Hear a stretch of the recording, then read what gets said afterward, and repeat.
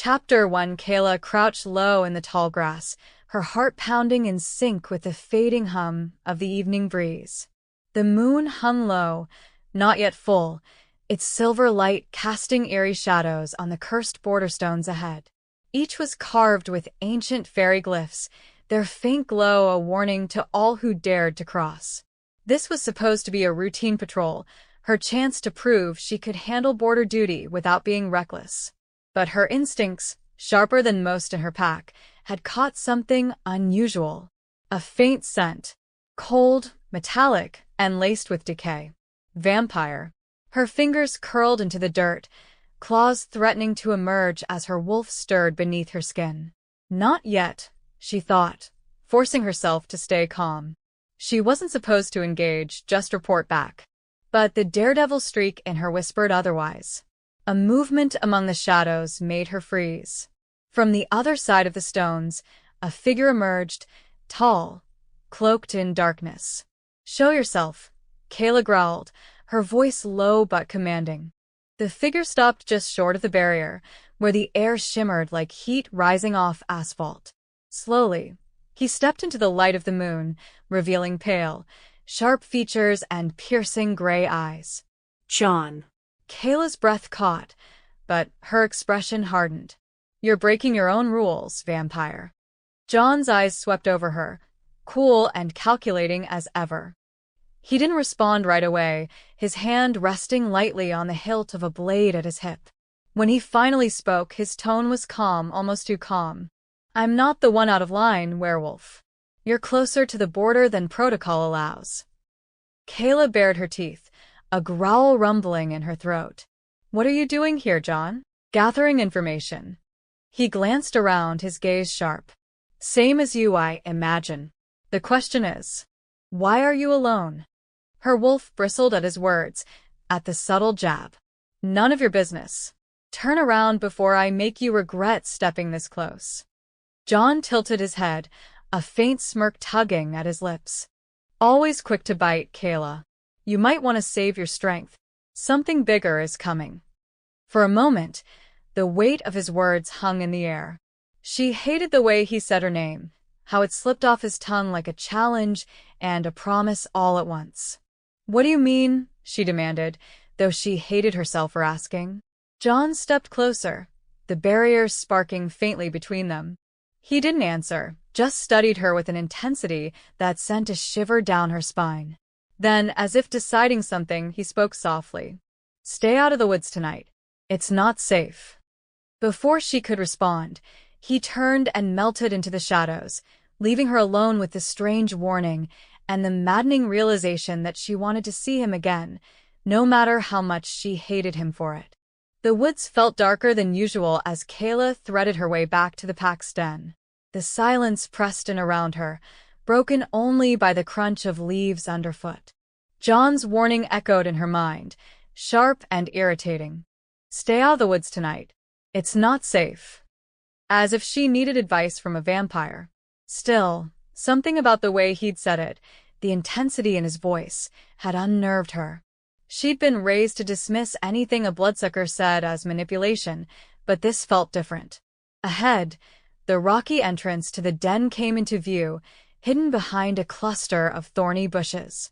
The faint glow of lantern light spilled from within, and the low murmur of voices reached her ears. She took a deep breath, shaking off the lingering thoughts of John, and ducked inside. The scent of pine resin and damp earth filled the air, mingling with the warmth of bodies packed into the space. "Kayla." The gruff voice of Alpha Dorian cut through the chatter, silencing the room. The pack leader stood near the central fire, his broad shoulders casting long shadows on the cave walls. His golden eyes narrowed as they settled on her. "You're late," he said, his tone sharp but measured. Kayla shrugged, trying to appear nonchalant. "Lost track of time." Dorian's gaze lingered, and she could feel the weight of the pack's eyes on her. "Did you see anything unusual near the border?" Her pulse quickened. She'd planned to keep the encounter with John to herself, but now the lie formed easily on her tongue. "No." "Just the usual scent markers and a few old tracks." Dorian's frown deepened, and for a moment, She thought he might press her further. But then he turned to the others. The borderlands are too quiet tonight. Double the patrols. I don't trust it. As the pack dispersed, Kayla made her way to the far corner of the den, trying to avoid her brother, Sam, who was giving her that infuriatingly knowing look. You're a terrible liar, he muttered as he fell into step beside her. Not now, Sam, she hissed, brushing past him. But he grabbed her arm, his expression shifting from teasing to serious. What happened out there? For a moment, she considered telling him. Sam was the only one in the pack who might understand, who wouldn't immediately jump to conclusions. But the weight of John's warning held her back. Nothing, she said finally, shaking him off. Just leave it alone. As she settled into her sleeping nook, her mind refused to quiet. The pack was on edge, tensions high, and now there was John's warning to consider. Her instincts told her something was coming, something big, and for reasons she couldn't explain, she felt caught in the middle of it. The night wore on, but sleep refused to come. Kayla stared at the uneven stone ceiling of the den, her thoughts a whirlwind of frustration. She replayed John's warning over and over. His voice, steady and calm, grated against her nerves. What did he mean by not safe? Was it just another game, meant to throw her off, or was there something more to it? A low growl rumbled in her throat. She hated this, the doubt, the nagging feeling that maybe, just maybe, he was right. Kayla. The voice startled her.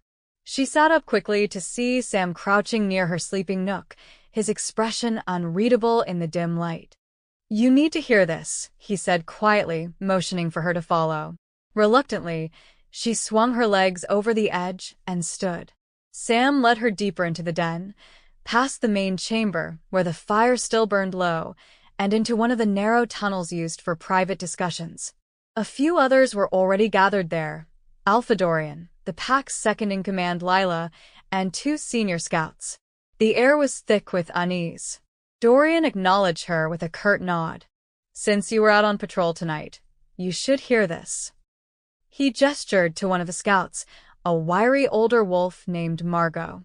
She stepped forward, her face pale.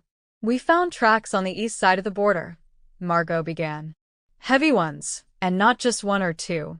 A group. Vampires? Kayla asked, her voice sharper than she intended. Margot hesitated. Not entirely. What does that mean? Sam asked, stepping closer. There. Wrong. Margot said, her voice dropping. The scent's off. Too strong, like death and magic mixed together. Whatever it is, it's not something we've seen before. A chill ran down Kayla's spine. She glanced at Dorian, whose expression was as rigid as stone. We'll increase patrols on the east side, Dorian said finally. Whatever this is, it stays out of our territory. Kayla, you're on the next rotation. Kayla nodded, but her mind was already racing. Could this be what John had warned her about? The timing was too perfect to ignore. As the others began to disperse, Dorian stopped her with a firm hand on her shoulder. Stay sharp out there, he said, his voice low. I know you like to take risks, but this isn't the time for it. Understand? Yes, Alpha, she said, though her chest tightened at his words. Once the meeting broke up, she and Sam walked back toward the main chamber in silence. Finally, he spoke. You think it's connected to what you're not telling me? She shot him a glare. Drop it, Sam. He didn't press further, but his silence was heavy. She could feel his worry, his suspicion, and for once, she wished he wasn't so good at reading her. The scent Margot had described lingered in her mind, intertwining with John's words. Whatever was coming, it wasn't just a threat to the borderlands, it was something far worse. The air in the vampire enclave was thick with tension. Shadows clung to the cavernous hall, lit only by the faint blue glow of enchanted crystals embedded in the walls. John stood at attention before the council, his hands clasped behind his back, his expression carefully neutral. Counselor Alara, her icy gaze cutting through the room, leaned forward. You lingered at the border longer than necessary tonight, John. Explain. John fought the urge to grimace. He'd known this interrogation was coming.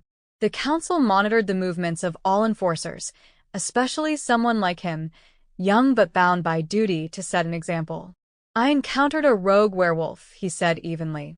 She crossed into our territory. I warned her off. Alara's eyes narrowed. And that required a prolonged engagement? John hesitated for the briefest moment. He could still see her, Kayla, her wild defiance, her sharp wit. She wasn't like the wolves he'd encountered before. There was a complication, he admitted, but the situation was resolved without violence. Another counselor, an older male named Varric, scoffed. The situation is the wolves themselves. They test our borders constantly. We've been too lenient. And yet we maintain the truce, Alara snapped, silencing him with a glance. She returned her focus to John. Did you detect anything unusual beyond the werewolf's presence? Yes, he said, deciding it was better to be honest about this part. The woods felt disturbed. There's a strong magical presence, one I couldn't identify. It wasn't fairy magic, but it carried their undertones. The room fell silent. Alara leaned back in her chair, her expression unreadable.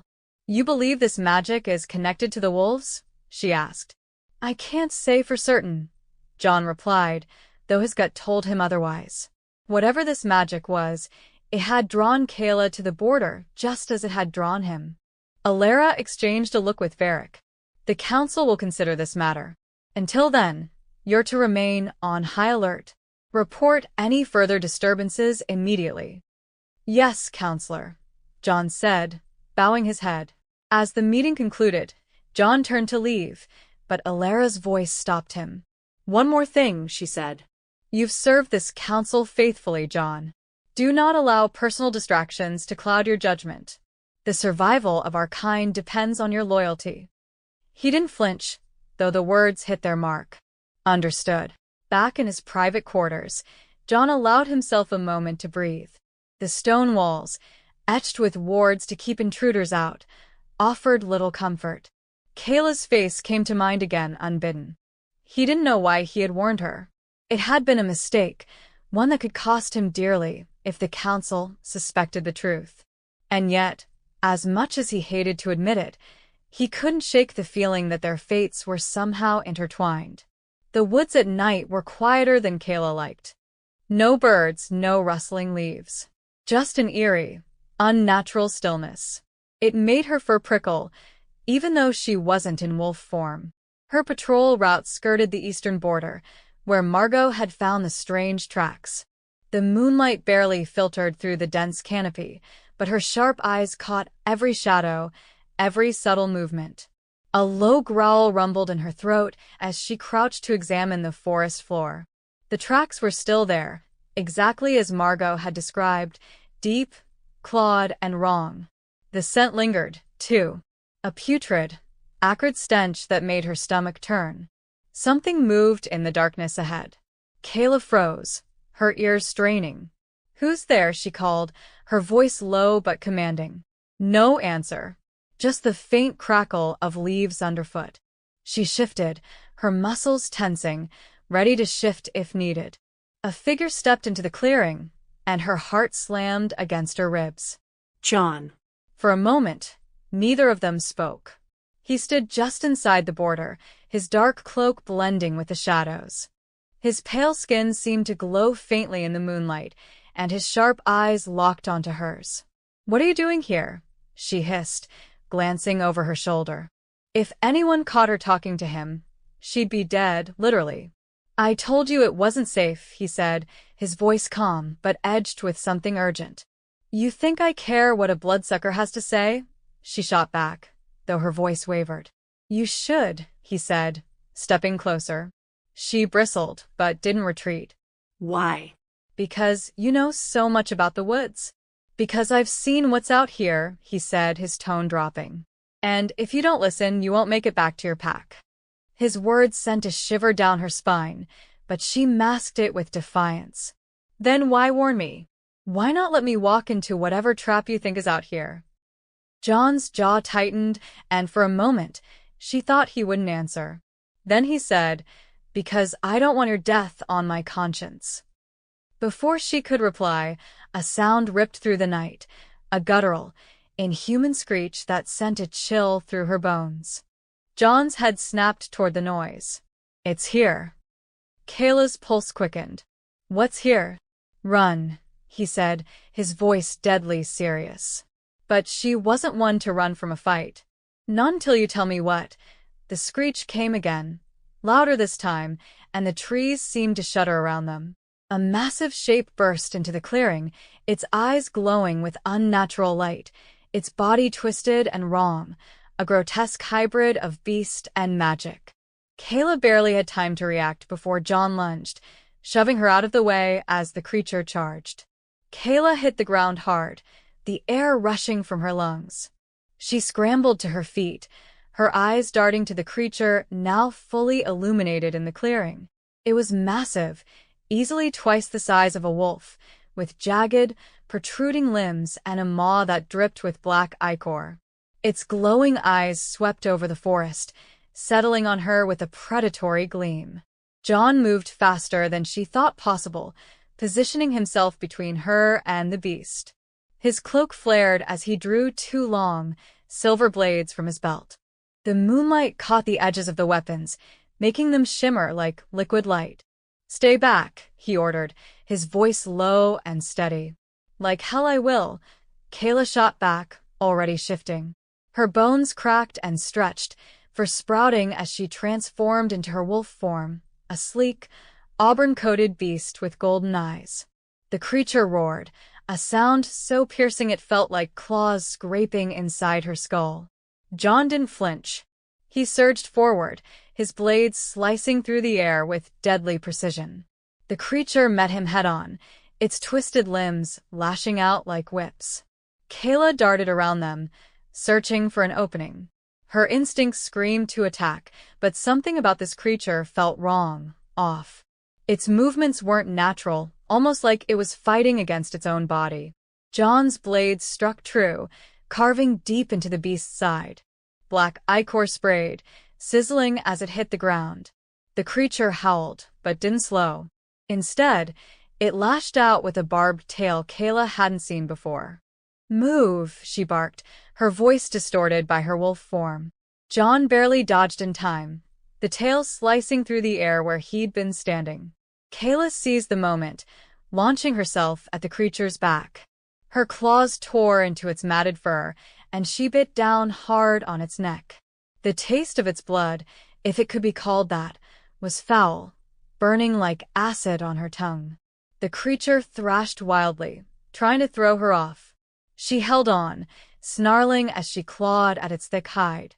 "Get clear," John shouted, his voice cutting through the chaos. She hesitated, unsure if she trusted him enough to listen. But then she saw him raise one of his blades, the silver glowing brighter, as if charged with energy. Kayla leaped off just as John drove the blade into the creature's chest. The beast let out a deafening scream, its body convulsing violently. Light exploded from the wound, bright and blinding, forcing Kayla to shield her eyes. When the light faded, the creature was gone. Only a scorch mark remained on the forest floor, its edges still smoldering. After the battle, Kayla shifted back to her human form, her breathing ragged. Her clothes were torn, and her hands were streaked with blood, both hers and the creature's. "What the hell was that?" she demanded, rounding on John. He wiped his blade clean with a piece of cloth, his expression grim. "Something that shouldn't exist. Not here, not anywhere." "That's not an answer," she snapped, her frustration boiling over. "You knew about this, didn't you? That's why you warned me." John met her gaze, his dark eyes unreadable. "I knew something was coming. I didn't know it would be this." She stepped closer, her anger flaring. "And what is this? What are we dealing with?" He hesitated, and for the first time, she saw a flicker of doubt in his usually stoic demeanor. "I don't know," he admitted. "But whatever it is, it's not just targeting wolves. This is bigger than your pack or my coven." Kayla stared at him, her chest heaving. She didn't trust him, not fully, but the sincerity in his voice was hard to ignore. "Why should I believe you?"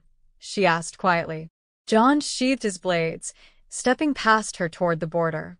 "Because if we don't figure this out, there won't be a pack or a coven left to fight for." Before she could respond, he disappeared into the shadows, leaving her alone in the clearing. Back at the den, Kayla couldn't shake the encounter. The creature's scent still lingered in her nose, and John's parting words echoed in her mind. She'd always been taught that vampires were liars, manipulators, incapable of anything but self-serving schemes. But tonight had been different. John hadn't tried to harm her. In fact, he'd saved her life. Her pack wouldn't believe her if she told them. Worse, they'd accuse her of treason just for talking to him. And yet, she couldn't ignore the feeling that this was only the beginning of something far more dangerous. Kayla clenched her fists. If John was right, she couldn't sit back and wait for whatever this was to consume her pack. She had to act, even if it meant breaking the rules again. Kayla paced the length of her sleeping nook, her mind racing. She couldn't stop thinking about John's warning or the creature. The pack deserved to know the truth about what she'd seen, but she could already hear their reactions. They'd dismiss it as vampire trickery or, worse, punish her for even entertaining the idea that John might be telling the truth. Her jaw tightened. If she couldn't convince them with words, she'd have to find proof. Throwing on her jacket, she slipped out of the den. The others were still asleep or too preoccupied to notice her absence. The night air was cold, and the forest was darker than before, as if the moon had chosen not to shine.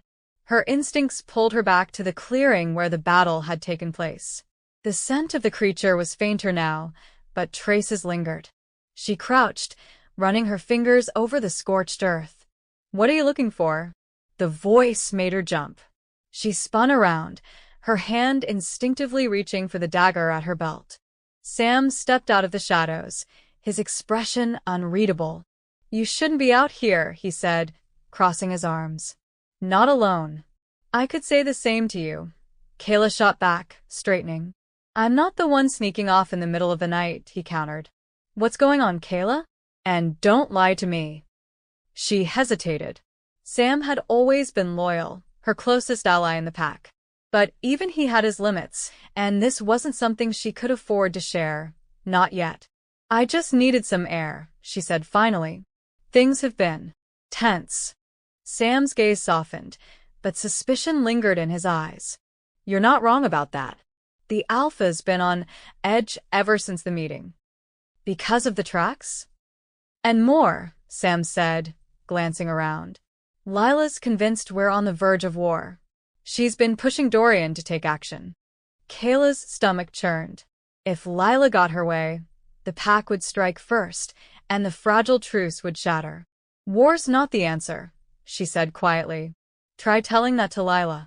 Sam gave her a long look. "You're hiding something, Kayla. I can feel it." "I'm not," she said quickly, too quickly. He didn't press further, but she knew the conversation was far from over. Later that night, after Sam had finally left her alone, Kayla made her decision.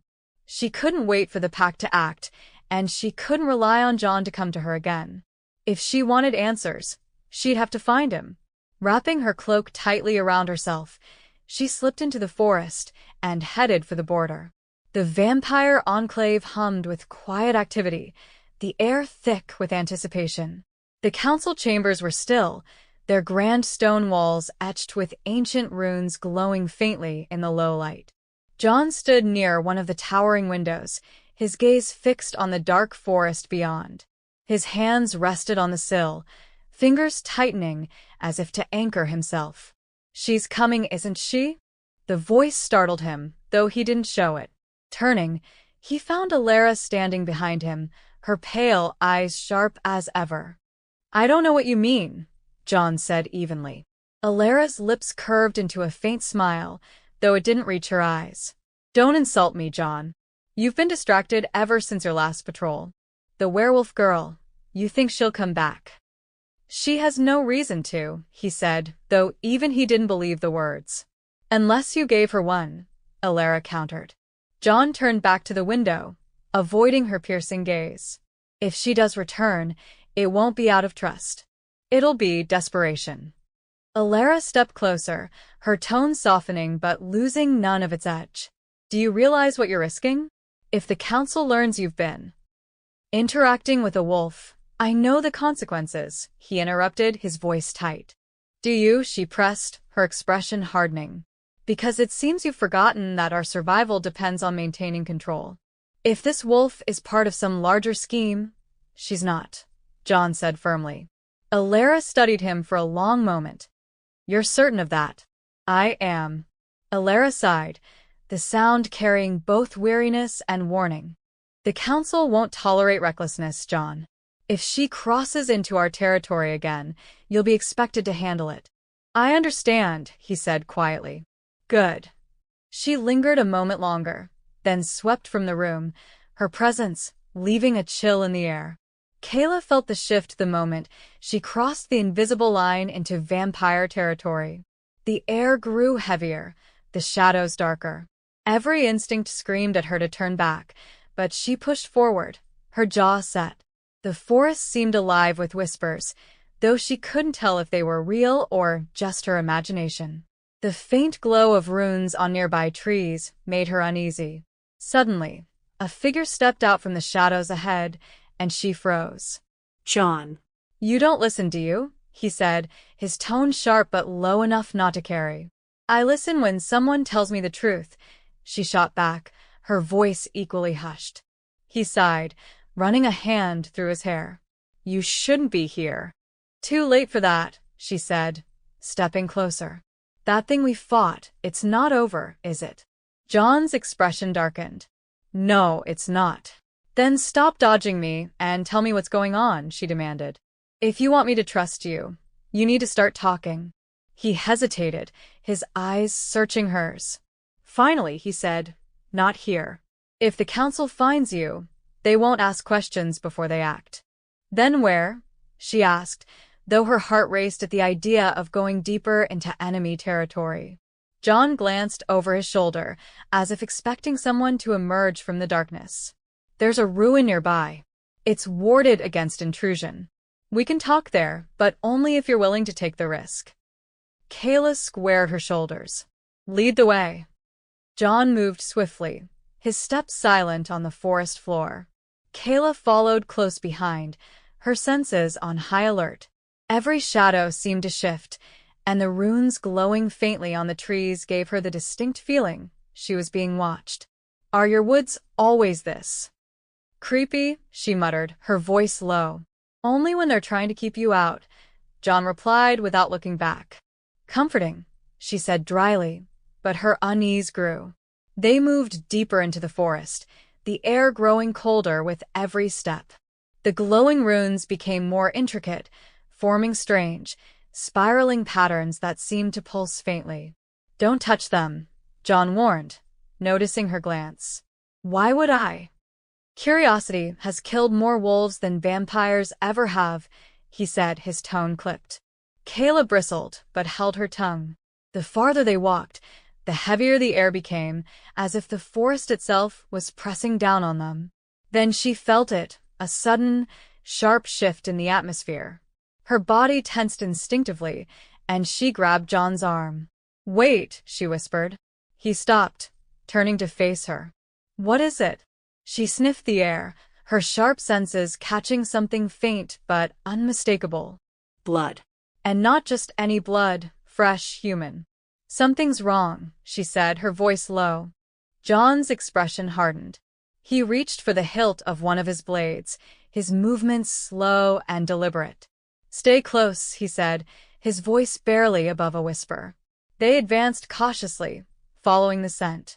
The runes around them began to flicker, their glow fading in and out like a dying heartbeat. Ahead, the forest opened into a small clearing, and Kayla's breath caught. A body lay crumpled on the ground, the surrounding earth stained dark with blood. The figure was human or had been. Its features were twisted, its limbs contorted unnaturally. What the hell? Kayla muttered, her stomach churning. John knelt beside the body, his face grim. This wasn't an animal attack. No kidding, Kayla said, her voice tight. What could do this? As if in answer, a low, guttural growl echoed from the trees. Kayla whipped around, her claws extending instinctively. Tell me that's one of your kind. It's not, John said, rising slowly to his feet. The growl came again, closer this time, and the shadows seemed to shift unnaturally. A pair of glowing eyes emerged from the darkness, followed by a hulking form. It was another creature like the one they had fought earlier, but this one was larger, its body even more grotesque. Its limbs jutted out at odd angles, and its maw dripped with the same black ichor. Kayla's heart pounded. Please tell me you brought more of those magic blades. John drew both of his weapons, their silver edges gleaming faintly. Stay behind me. Not a chance, she said, already shifting into her wolf form. The creature roared, its twisted frame lunging toward them with terrifying speed. The forest was eerily quiet after the battle, the unnatural stillness amplifying the sound of Kayla's labored breathing. She pressed a hand to her ribs, wincing. Shifting back after a fight always left her aching, but this was worse. You're hurt, John said, his voice low but edged with concern. I'm fine, she replied automatically, though her sharp intake of breath betrayed her. John stepped closer, his eyes narrowing. You're bleeding. She glanced down, noticing for the first time the gash running along her side. The creature's claws had left a deep mark, and blood seeped through her shirt. It's nothing, she said, brushing him off. It's not nothing, he countered, his tone firm. Before she could protest, he crouched beside her, pulling a small vial from his belt. What is that? She asked, eyeing the liquid suspiciously. A healing elixir, he said. It won't fix everything, but it'll stop the bleeding. I don't need your help, she snapped, trying to step back. He caught her arm, his grip gentle but unyielding. Stop being stubborn, Kayla. Let me help you. Something in his voice gave her pause. It wasn't a command, it was a plea. Reluctantly, she nodded, and he uncorked the vial. This might sting, he warned. Great, she muttered, bracing herself. The liquid burned as it touched her skin, but the pain quickly subsided, replaced by a cool numbness. She watched as the wound began to close, the bleeding slowing until it stopped entirely. You carry that around all the time? She asked, trying to distract herself from this strange sensation. Comes in handy, he said, his lips twitching into the faintest hint of a smile. She studied him for a moment, caught off guard by the softness in his expression. Why are you helping me? He met her gaze, the shadows in his eyes seeming to lift just a little. Because for some reason I believe you're not like the others. You're willing to see beyond the war. Her chest tightened at his words. She wanted to argue, to deny the weight of what he was saying, but she couldn't. And you, she asked quietly, are you willing to see beyond it? His smile faded, replaced by something more vulnerable. I want to be, but wanting and doing are two very different things. For a moment, the air between them seemed to hum with an unspoken tension. His hand lingered near hers, their proximity setting her nerves on edge in a way that had nothing to do with fear.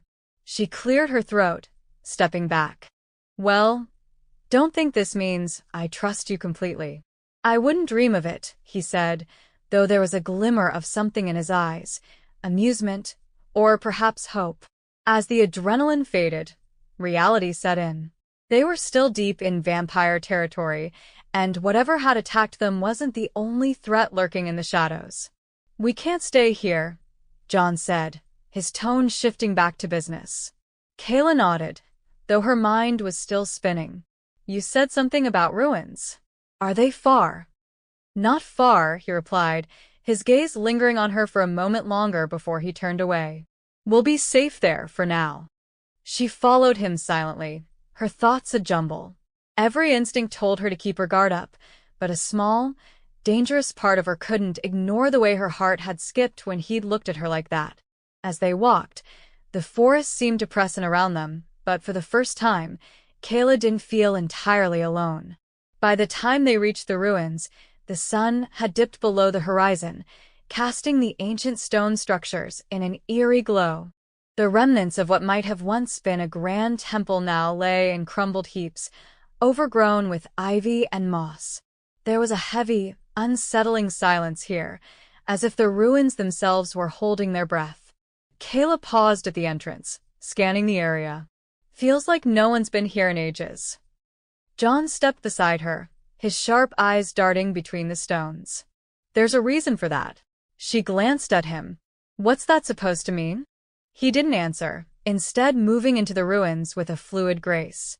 Kayla followed, though her instincts told her this wasn't going to be as simple as finding shelter. Inside, the air was thick with dust, and the faint traces of old magic lingered like a scent she couldn't quite place. The walls were covered in strange, arcane symbols that shimmered faintly in the low light. "Do you know what this place is?" she asked, her voice quieter than usual. John paused, running a hand along one of the walls. "It's a forgotten temple, built by a civilization that was wiped out long before our time. But its significance isn't in its history." "What is it then?" "The magic here," he said, eyes narrowing. "It's not natural." Kayla looked around, her heart pounding in her chest. "What kind of magic are we talking about?" John turned toward her, his gaze intense. "The kind that can corrupt, warp reality. Whoever is making those creatures we fought, the magic here is connected to them. If we don't understand it, we're walking into a trap." Before Kayla could respond, the ground beneath their feet shifted, and a low, rumbling noise echoed through the ruins. A wall on the far side of the room cracked open, revealing a hidden chamber. "That wasn't supposed to happen," John muttered, his voice laced with frustration. Kayla's eyes widened. "Do you think someone else is here?" John didn't answer immediately, instead drawing one of his blades and stepping cautiously toward the opening. "Stay close." Kayla shifted, her claws extending as she followed him into the chamber. The room beyond was dark, the air thick with the scent of decay and something metallic, blood, perhaps. The walls were covered in the same markings as the outside, but there was a palpable darkness in the air now, as if the magic in this place had become corrupted over time. At the center of the chamber, a large stone altar stood, covered in an intricate pattern of blood-red runes. "What is that?" Kayla whispered, eyes fixed on the altar. "That," John said slowly, his voice tense, "is where they did the rituals. The ones that created those creatures." Kayla took a step back, her heart racing. "We need to get out of here." But before they could turn to leave, a figure emerged from the shadows. The figure was tall, cloaked in dark robes, its face obscured by a hood. Kayla's senses flared, but the figure moved too quickly, and before she could react, a pulse of dark magic shot from the figure's hand, knocking her off her feet. John lunged at the figure, but it vanished into the shadows before he could reach it. "Damn it," he muttered, his eyes scanning the room. Kayla scrambled to her feet, her heart hammering. "What the hell was that?" John's face was grim. "Someone else is hunting the same thing we are." Kayla's gaze flicked to the altar once more. "And they're not here to talk." John stepped in front of her, his posture protective. "We're not leaving without answers." She stood beside him, her heart racing, the tension between them palpable. This was no longer just about the war, it was about something darker, more dangerous. And as much as she hated to admit it, she knew they would have to rely on each other if they had any hope of surviving what lay ahead. Her gaze met his, and for a brief moment, the war between their kind seemed so distant. "Let's get this over with," she said, her voice steady. John nodded, the flicker of something unspoken passing between them. "Together, then." The silence in the chamber stretched taut after the figure's sudden disappearance, broken only by the echo of Kayla's ragged breaths. Her claws flexed instinctively, still halfway between her human and wolf form. John turned in a slow circle, his blade glinting in the faint light. They're still here, he murmured, his voice barely audible. Kayla strained her senses, but the oppressive magic in the air muddled her usually sharp hearing and scent. Can you track them? She asked, her voice hushed. I don't need to. John's eyes darted toward the shadows, and with a speed she could barely follow, he threw one of his daggers. The blade struck something solid, and a pained hiss echoed through the chamber. The cloaked figure reappeared, stumbling out of the darkness. Its hood fell back, revealing a gaunt face with glowing, sickly green eyes and skin marred by black veins. Stay back, John warned, stepping in front of Kayla. She bristled at the protective gesture, but held her ground. What are you? She demanded, addressing the figure. The creature's lips curled into a twisted smile. A herald of your doom. Its voice was guttural, layered with an unnatural resonance that sent chills down her spine. Great, Kayla muttered. Another cryptic lunatic. The figure raised its hand, dark energy crackling at its fingertips. You cannot stop what is coming. Wolves, vampires, it makes no difference. All will fall. John moved before Kayla could react, his blade cutting through the air and severing the figure's hand. It let out a guttural scream, collapsing to its knees as the dark energy fizzled out. Not so smug now, are you?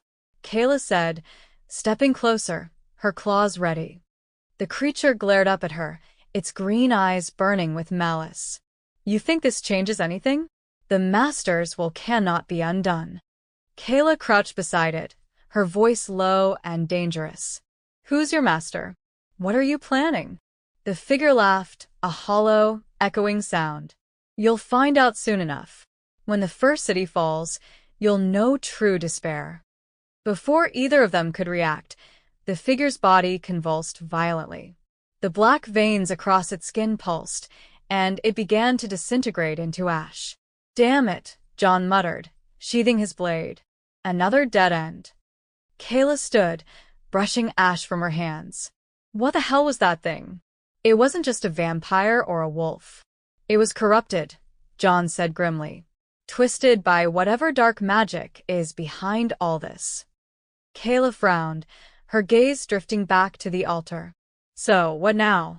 Do we just wait for the next attack and hope we figure it out in time? John hesitated, then shook his head. No. We don't wait. We take the fight to them.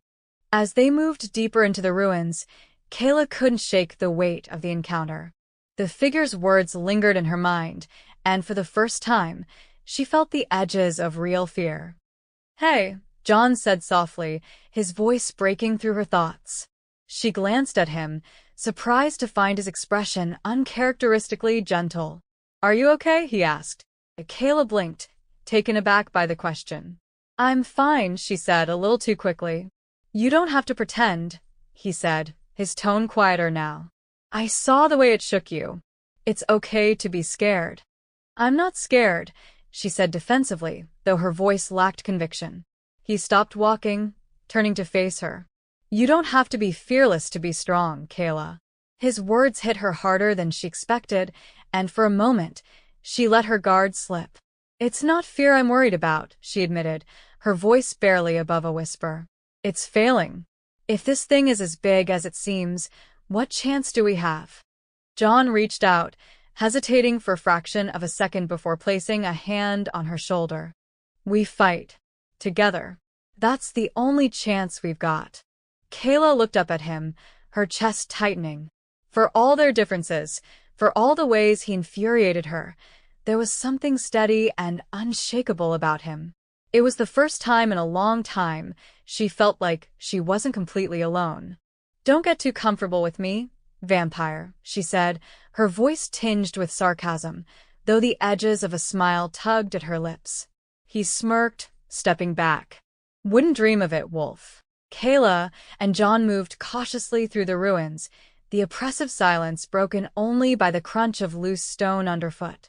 The altar chamber had yielded little besides the ominous warning from the cloaked figure, and frustration simmered just beneath the surface for both of them. We're wasting time, Kayla muttered, shoving aside a fallen beam. If there's nothing here, we should leave before A faint sound echoed through the ruins, like the whisper of wind against stone. Kayla froze, her ears pricking up. "Someone's coming," she said, her voice low. John tensed, his hand instinctively resting on the hilt of his blade. "Stay behind me." Kayla bristled at the command. "Not a chance. I don't hide while you play the hero." Before he could respond, 3 figures stepped into view. Dressed in dark leather armor with flowing crimson cloaks, they moved with the grace and precision of trained warriors. At their head was a woman whose pale, angular face was framed by short, silver hair. Her red eyes gleamed in the dim light, locking onto John instantly. "Reardon," she said, her tone sharp and authoritative. John's jaw tightened. "Elena." Kayla's gaze flicked between them, her claws flexing at her sides. "Friend of yours?" "Hardly," John muttered. Elena's lips curled into a cold smile. "I've been sent by Lady Daciana to retrieve you. You've been difficult to track, but it seems I arrived just in time." Her eyes shifted to Kayla, and her expression soured. "And with curious company, I see." Kayla stepped forward, bristling. "Got something to say, vampire?" Elena raised a brow, her smile turning mocking. "I see you've been keeping interesting pets, Rune. Does the council know you've sunk so low?" John's hand shot out, gripping Kayla's arm before she could lunge. "Enough," he said, his voice calm but firm. Kayla glared at him, but his steady grip grounded her. "Let me handle this," he said softly, his gaze meeting hers. There was something in his eyes, a silent plea. She exhaled sharply but relented, stepping back. "Elena," John continued, his tone measured. "I'm following a lead. The council doesn't need to concern itself with my methods." Her expression darkened. "Your methods are a problem when they involve consorting with our enemies." She gestured toward Kayla. "Do you even understand the risk you've brought on yourself? On all of us?" "The risk is worth it," John said evenly. "There's something bigger at play here, something that threatens us all. If you'd stop being a pawn for a moment, you might see that." Elena's eyes narrowed, her temper flaring. "You speak of betrayal while standing next to it. You leave me no choice." She raised her hand, dark magic crackling to life at her fingertips. Kayla moved before she could think, positioning herself between John and the threat. Her claws extended, and her eyes glowed with a fierce amber light. "You want him," she growled. "You go through me." Elena hesitated, taken aback. John stepped closer, his voice low but filled with authority. "Stand down, Elena. This isn't what you want." There was a charged silence, the air thick with tension. Finally, Elena lowered her hand, though her glare didn't waver. "This isn't over," she said coldly. "The council will hear of this." She turned sharply, her 2 companions following her into the shadows. As the silence returned, Kayla turned to John, her adrenaline still coursing. "You're welcome, by the way." John gave a soft chuckle, surprising her. "For what?" "Nearly starting a fight we couldn't win." She smirked. "For saving your rule-abiding ass." His expression softened, the usual tension in his face easing. "You didn't have to do that." Kayla shrugged, trying to mask the vulnerability that lingered beneath her bravado. "Well, I wasn't going to let some uptight vampire turn you into dust. Not before you repay me for saving your life earlier." John stepped closer, his gaze steady and searching. "Why did you?" She opened her mouth to deflect with a joke, but found herself caught in the intensity of his eyes. "I don't know," she admitted quietly. "Maybe because I don't think you deserve to be judged for doing the right thing." His lips quirked into a faint smile. "That makes 2 of us." For a moment, the air between them shifted. The ruins, the war, the looming danger, all of it faded into the background. Kayla felt her heartbeat quicken, but she pushed the moment away with a playful scoff. "Don't get used to it, vampire. Next time, you're on your own." John chuckled, his voice warm. "Noted."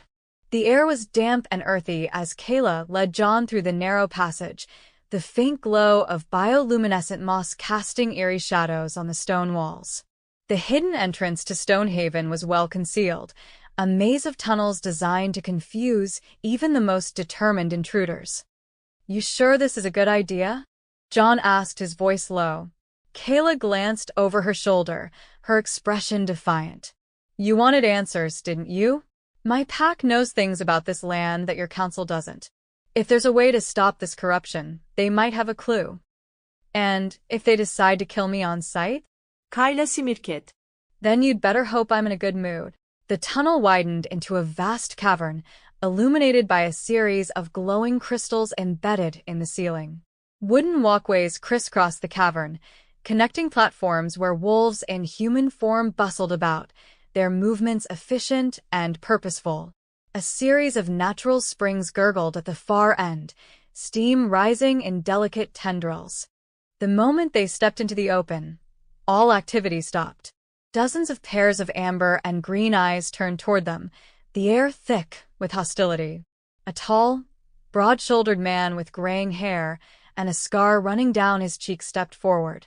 His presence radiated authority, and his piercing gaze landed squarely on John. "Kayla," he said, his voice a low growl. "What is this?" "This is John," Kayla said, crossing her arms. "He's a vampire, but he's not like the rest of them. He's here to help." The man's expression darkened. "You brought a vampire into our sanctuary? Have you lost your mind?" "No," she snapped. "But maybe you've lost sight of the bigger picture, Mark. There's something out there, something worse than this war. And if we don't figure it out, we're all dead." Mark's eyes narrowed, his gaze flicking to John. "Is this true?" John stepped forward, his movements measured. "It is. The corruption doesn't care about borders. It's spreading through vampires and wolves alike. I'm here because I want to stop it." A murmur rippled through the gathered wolves, their unease palpable. Mark studied him for a long moment before turning back to Kayla. "And you trust him?" Kayla hesitated, glancing at John. His steady presence, his willingness to stand beside her despite the danger, it all came rushing back. "Maybe I do," she said firmly. Mark's expression softened just slightly. "Then he lives." "For now." "But if he so much as breathes wrong, it's on your head." Later that night, Kayla found John sitting near one of the springs, his reflection shimmering in the water. "You didn't have to back me up like that," she said, sitting down beside him. John glanced at her, his expression thoughtful. "I wasn't going to let them turn on you, because of me." She tilted her head, studying him. "You're a strange one, you know that? Most vampires would have tried to charm their way out of this or run the second things got dangerous." He gave a small smile. "Maybe I'm not like most vampires." Kayla simirket. "No kidding." They sat in comfortable silence for a while, the sound of the bubbling spring filling the space between them. "Do you ever wonder," John said quietly, "what it would be like if things were different? If there wasn't a war?" Kayla looked at him, caught off guard by the vulnerability in his voice. "Yeah," she admitted, "but it's hard to imagine. The war's all I've ever known." He nodded, his gaze distant. "Same here. But for the first time, I'm starting to think. Maybe it doesn't have to be this way." Her chest tightened at the quiet conviction in his words. She didn't know what to say, so she leaned back, letting her shoulder brush against his. "Don't go getting all philosophical on me," she said lightly. "You're starting to sound like an optimist." John chuckled, the sound warm and genuine. "I'll try to tone it down." For a brief moment, the weight of their circumstances lifted, replaced by a fragile, unspoken understanding. The next morning, Stonehaven's usual rhythms seemed off-kilter.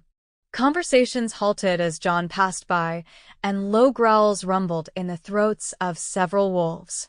Though no one openly challenged him, their hostility was unmistakable. Kayla strode beside him through the network of tunnels, her posture defensive. She shot a glare at a particularly bold wolf who lingered too long in John's direction. "Don't you have somewhere better to be?" The wolf bared his teeth in a silent snarl but slunk away. John smirked. You don't have to defend me, you know. Kayla scoffed. I'm not defending you. I'm defending my judgment. If they don't trust you, it means they don't trust me either. Still, I appreciate it, he said, his voice soft. She glanced at him, caught off guard by the sincerity in his tone. For a moment, she wondered how he managed to stay so composed in the face of such blatant hostility. As they entered the central cavern, Mark stood waiting, his arms crossed. Beside him were 3 pack members, their expressions a mixture of suspicion and barely restrained aggression. Kayla, Mark said, his tone heavy with disapproval. We need to talk.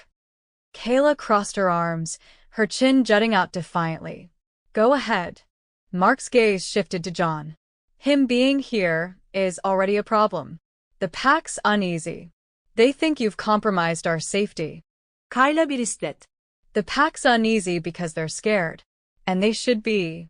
Something out there is killing both sides, and we're sitting here acting like hiding will save us. One of the wolves, a younger man with dark curls, stepped forward. We don't need a vampire's help to protect our own. He doesn't belong here. John met the young wolf's glare, his expression calm but firm. You're right. I don't. But if you'd rather let your pride blind you to the real threat, be my guest. The wolf growled, taking a step closer. Watch yourself, bloodsucker. Kayla moved between them in a flash, her claws partially extended. Back off, Riley. He's here because I brought him, and I'm not about to let anyone turn this into a pissing contest. Enough, Mark barked, silencing the rising tension. He looked at Kayla, his expression hard. You're risking everything for him. Are you sure it's worth it? Kayla's jaw clenched, and for a moment, she hesitated. Her gaze flicked to John, who watched her with quiet intensity. Yes, she said finally, her voice steady. I am. Mark sighed, shaking his head. Then you'd better hope you're right. Later, as the pack dispersed, Kayla and John found themselves alone near one of the smaller springs. The dim light reflected off the water, casting a soft glow over their faces. You didn't have to step in back there, John said, leaning against the cavern wall. Kayla shrugged, crouching to dip her fingers in the cool water. Someone had to. They were about 2 seconds away from trying to rip your throat out. He chuckled softly. I've faced worse. Though I'll admit, it's nice having someone on my side for once. She glanced up at him, her expression unreadable. Don't get used to it. John tilted his head, studying her. You act like you're just protecting your pack, but I think there's more to it. Kayla's brows furrowed. What's that supposed to mean? I think you want to believe there's more to this than the war. That it's not just vampires versus wolves forever. She looked away, her fingers tracing lazy patterns in the water. Maybe I do. Or maybe I'm just tired of watching people I care about die for no reason. Her words hung in the air, and for a moment, John didn't respond. Then, he stepped closer, crouching beside her. If it helps, I don't think you're wrong. About trusting me. About all of this. She turned to him, her amber eyes meeting his crimson ones. For a brief, electrified moment, the space between them seemed to shrink. You'd better not make me regret it, she said, her voice barely above a whisper. A faint smile tugged at the corner of his lips. I'll do my best. The uneasy murmurs of the pack had turned into outright dissent. Kayla overheard fragments of conversations as she passed through the tunnels. One said, "She's putting us all at risk." Another person said, "Mark needs to take control before it's too late." And lastly, "That bloodsucker shouldn't be here," were the words she heard. Even Riley, the young wolf who had challenged John earlier, was stirring the pot. Kayla found him speaking in hushed tones with a group near the armory. She strode over, her presence cutting through their conversation like a blade. "Something you want to share with the class, Riley?" He straightened, his posture defensive but defiant. "We were just talking about the obvious. You've brought a vampire into our sanctuary, Kayla. You don't think that deserves some discussion?" "We already had a discussion," she snapped. Mark agreed to let him stay. "For now," Riley countered. But not all of us are willing to wait for him to turn on us. Kayla stepped closer, her voice low and threatening. You want to challenge my decisions, Riley? Go ahead. But if you make a move against him, you'll be answering to me. Riley hesitated, his bravado faltering under her glare. Finally, he muttered something under his breath and stalked away, his companions following reluctantly. John appeared beside her, having watched the exchange from the shadows. Making friends, I see. Shut up, she muttered, but there was no real heat in her words. That night, a warning howl shattered the uneasy calm of Stonehaven. Kayla and John raced to the outer tunnels, where a small group of scouts was dragging a bloodied wolf into the enclave. It's out there, one of the scouts panted. The shadow. It took two of us before we could even react. Kayla crouched beside the injured wolf, whose breathing was shallow. She looked up at Mark, who had arrived with the rest of the pack in tow. We need to move. Whatever this thing is, it's too close. Mark frowned. We can't just abandon the enclave. It's our strongest position. And it's a death trap if this thing finds its way in here, Kayla argued. We've been sitting ducks long enough. Before Mark could respond, John spoke up. She's right. The shadow corruption is stronger near places of power like this. If it's already this close, staying here is suicide. The pack bristled at his words, but Mark raised a hand to silence them.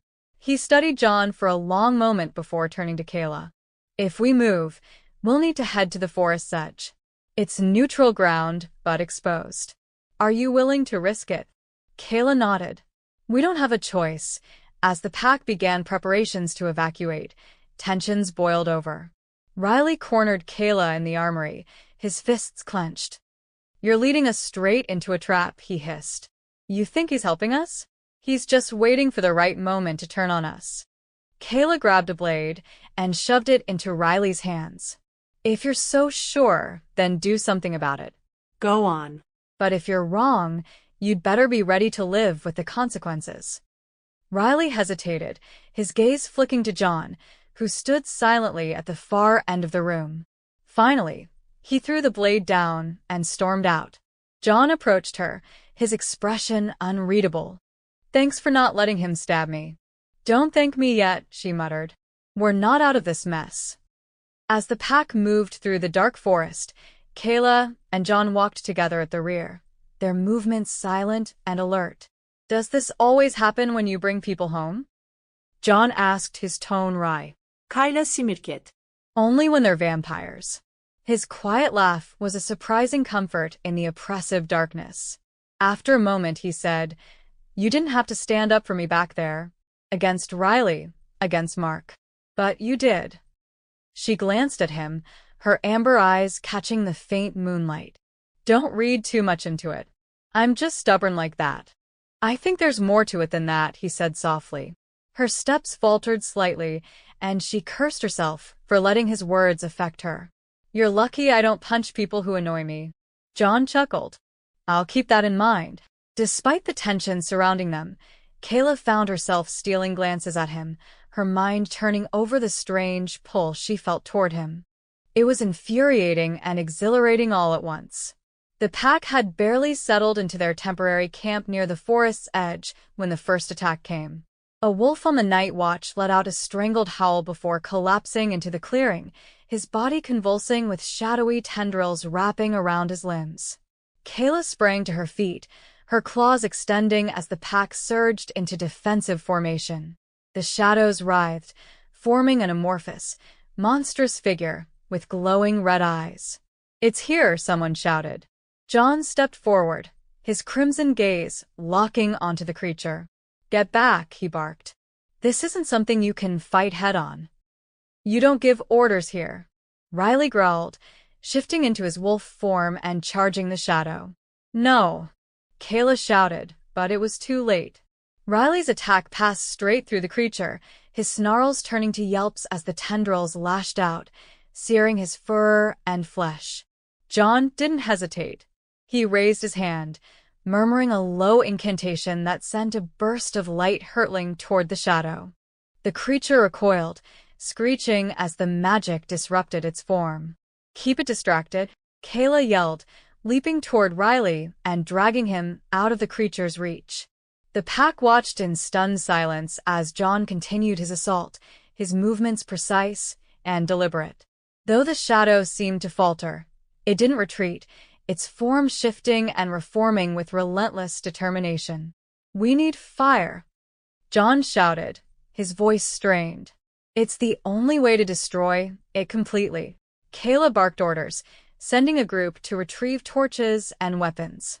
She joined John, her claws tearing through the tendrils to keep them at bay. "Nice light show," she said between gritted teeth.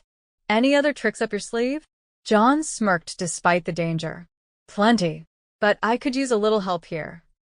Together, they fought in perfect sync, Kayla's raw strength complementing John's precision. When the pack returned with fire, they launched a coordinated attack, driving the shadow back into the darkness. Chapter 2. The camp was silent except for the crackle of dying flames.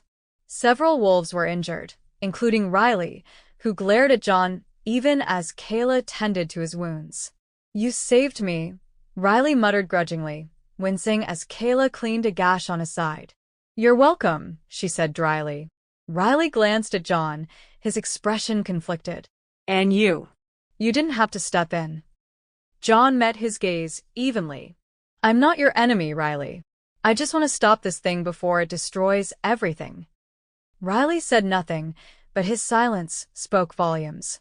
Later that night, Kayla found John sitting on a fallen log near the edge of the camp, his face illuminated by the soft glow of the moon. "Not bad back there," she said, plopping down beside him. "You might have actually impressed a few of them." He gave a small laugh. "I wasn't trying to impress anyone. I just don't want to see more people die." Kayla studied him, her expression thoughtful. "You know, you're full of surprises. Most vampires wouldn't lift a finger to save a wolf, let alone risk their life for one." "Maybe I'm not like most vampires," he said quietly, echoing his earlier words. She smirked. "Clearly." They fell into a comfortable silence, the tension of the day easing slightly. After a moment, John spoke again. "Why did you trust me back there? After everything, you didn't have to." Kayla hesitated, the question catching her off guard. "I don't know," she admitted. "Maybe because you've done nothing but prove me wrong since the moment we met." His lips quirked in a faint smile. "I'll take that as a compliment." She rolled her eyes but couldn't suppress a small grin. For all the chaos he had brought into her life, there was something about John that felt steady, unshakable. Over the following days, John's actions began to chip away at the pack's hostility. He shared what he knew about the Shadow's nature, helping them prepare defenses and strategies. Though many still eyed him with suspicion, a few wolves, including Riley, began to grudgingly respect him. Kayla couldn't help but notice the subtle shift. She also couldn't ignore the growing tension between her duty to the pack and the unexpected connection she felt with John. "You're making my life way more complicated," she told him one evening as they stood watch together. He chuckled softly. "I could say the same about you." "Good," she said, her smirk hiding the flicker of warmth in her chest. Chapter 3. The shadow came, without warning this time. The camp had begun to settle into an uneasy rhythm, the wolves maintaining their patrols while John continued, sharing his knowledge of shadow corruption. Mark had reluctantly started to consider John's advice, though his mistrust lingered. But no one expected the shadow to strike in broad daylight. Kayla was sparring with Riley near the heart of the camp when a chilling scream tore through the air.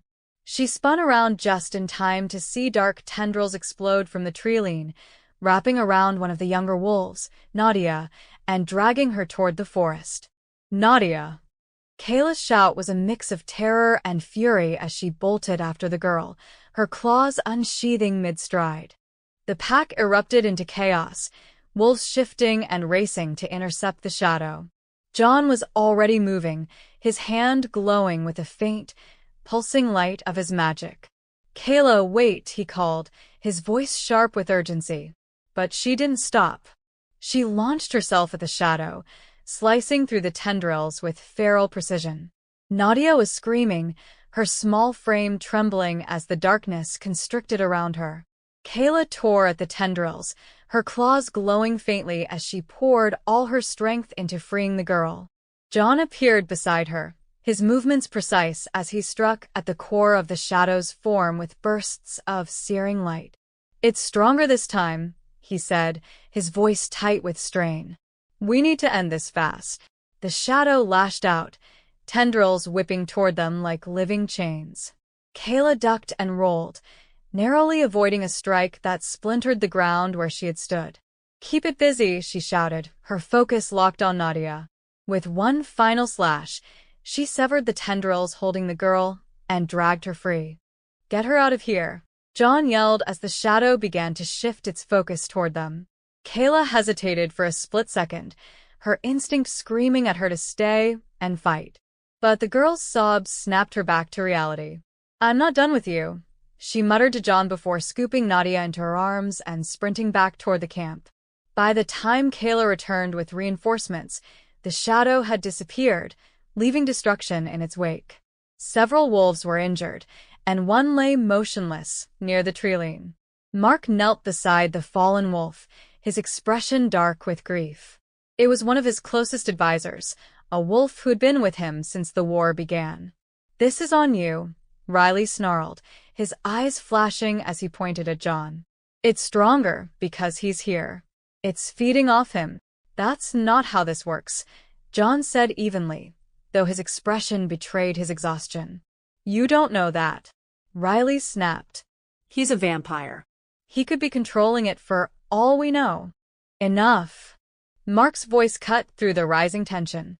He stood, his gaze sweeping over the pack. "This is not the time to turn on each other. We need answers. And we need them now." Later, as the pack regrouped, Kayla found John sitting alone near the edge of the camp. His normally composed demeanor was strained, his shoulders tense. "You okay?" she asked, sitting beside him without waiting for an invitation.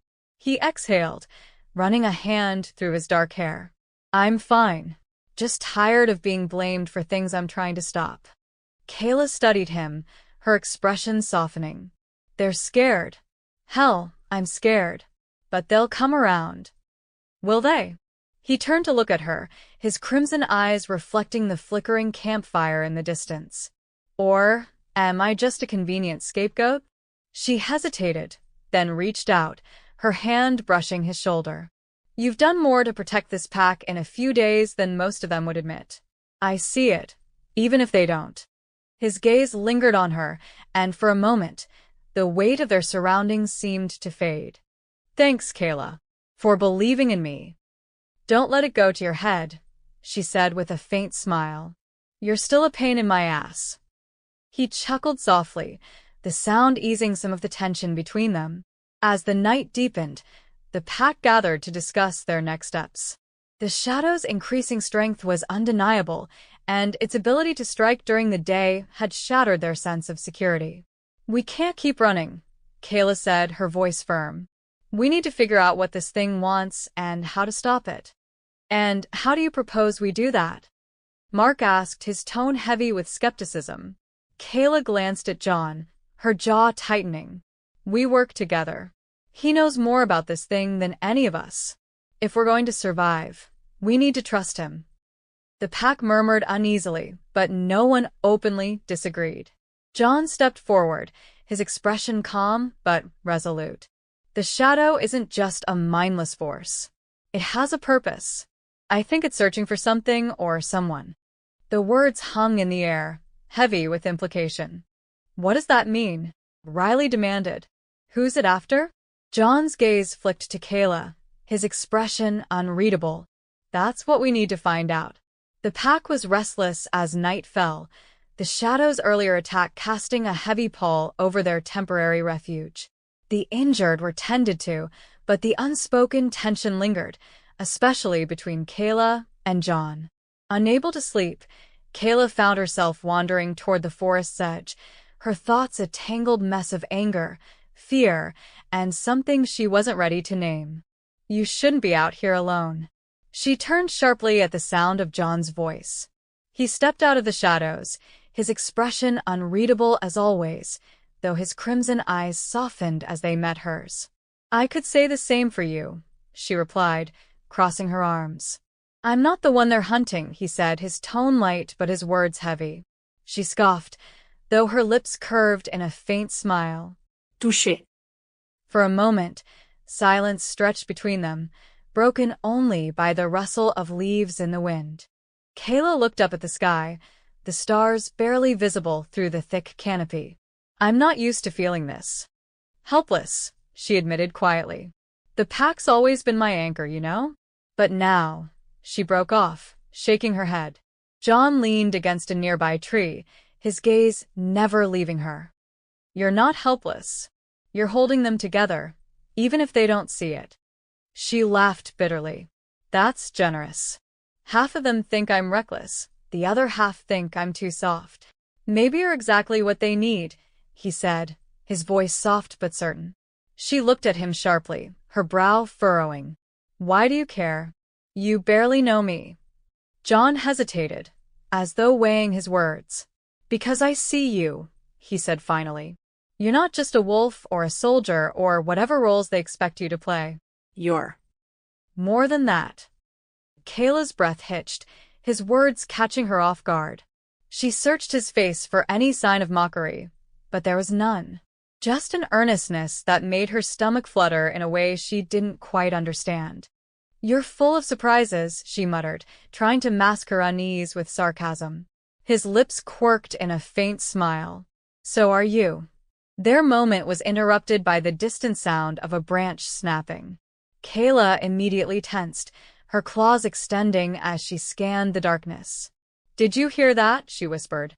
John nodded, stepping closer to her. "Stay behind me." She shot him an incredulous look. "Not a chance, bloodsucker." Before he could argue, a low growl echoed from the shadows. Kayla moved instinctively, putting herself between the sound and John.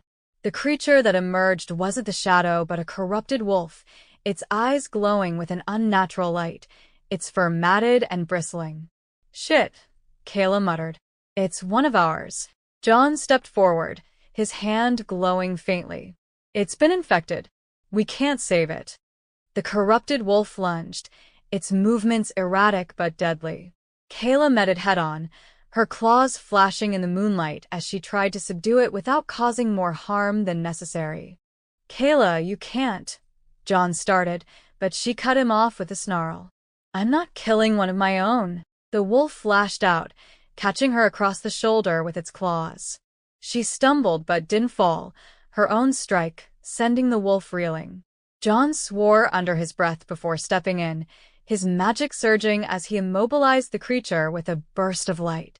"I'm sorry," he murmured, his voice pained as he delivered the final blow. The corrupted wolf crumpled to the ground, its glowing eyes dimming as its body stilled. Kayla stood frozen, her chest heaving as she stared at the lifeless form. "That was Nadia's brother," she said hoarsely. John placed a hand on her arm, his touch surprisingly gentle. "You couldn't have saved him." not like that. She shook him off, her anger and grief boiling over. "You don't get it." He was part of my pack. "My family." "I do get it," John said quietly, his voice steady despite the raw emotion in his eyes. "You think I've never lost someone I cared about? You think it doesn't rip me apart every time I have to make a choice like this?" Kayla turned to him, her fury wavering as she saw the pain etched into his face. "Then why do you keep doing it?" she whispered. "Because someone has to," he said simply. Chapter 4. Back at camp, Kayla found herself sitting with John by the fire, neither of them speaking for a long time. The pack was still on edge, the tension thick in the air. "I'm sorry," she said finally, her voice barely audible. He glanced at her, surprised. "For what?" "For snapping at you." For doubting you. For "All of it." John shook his head. "You don't owe me an apology. You're doing what you think is right.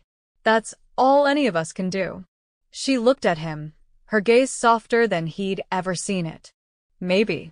But I'm starting to think you're right about some things. And that scares the hell out of me. A faint smile tugged at his lips. Good. Means you're human or close enough. She couldn't help but laugh, the sound breaking through the weight of the night. For the first time, she allowed herself to lean into the strange, fragile connection between them, letting it anchor her in a way she hadn't expected. Morning brought no relief. The camp was a hive of simmering emotions, whispers spreading faster than the rising sun.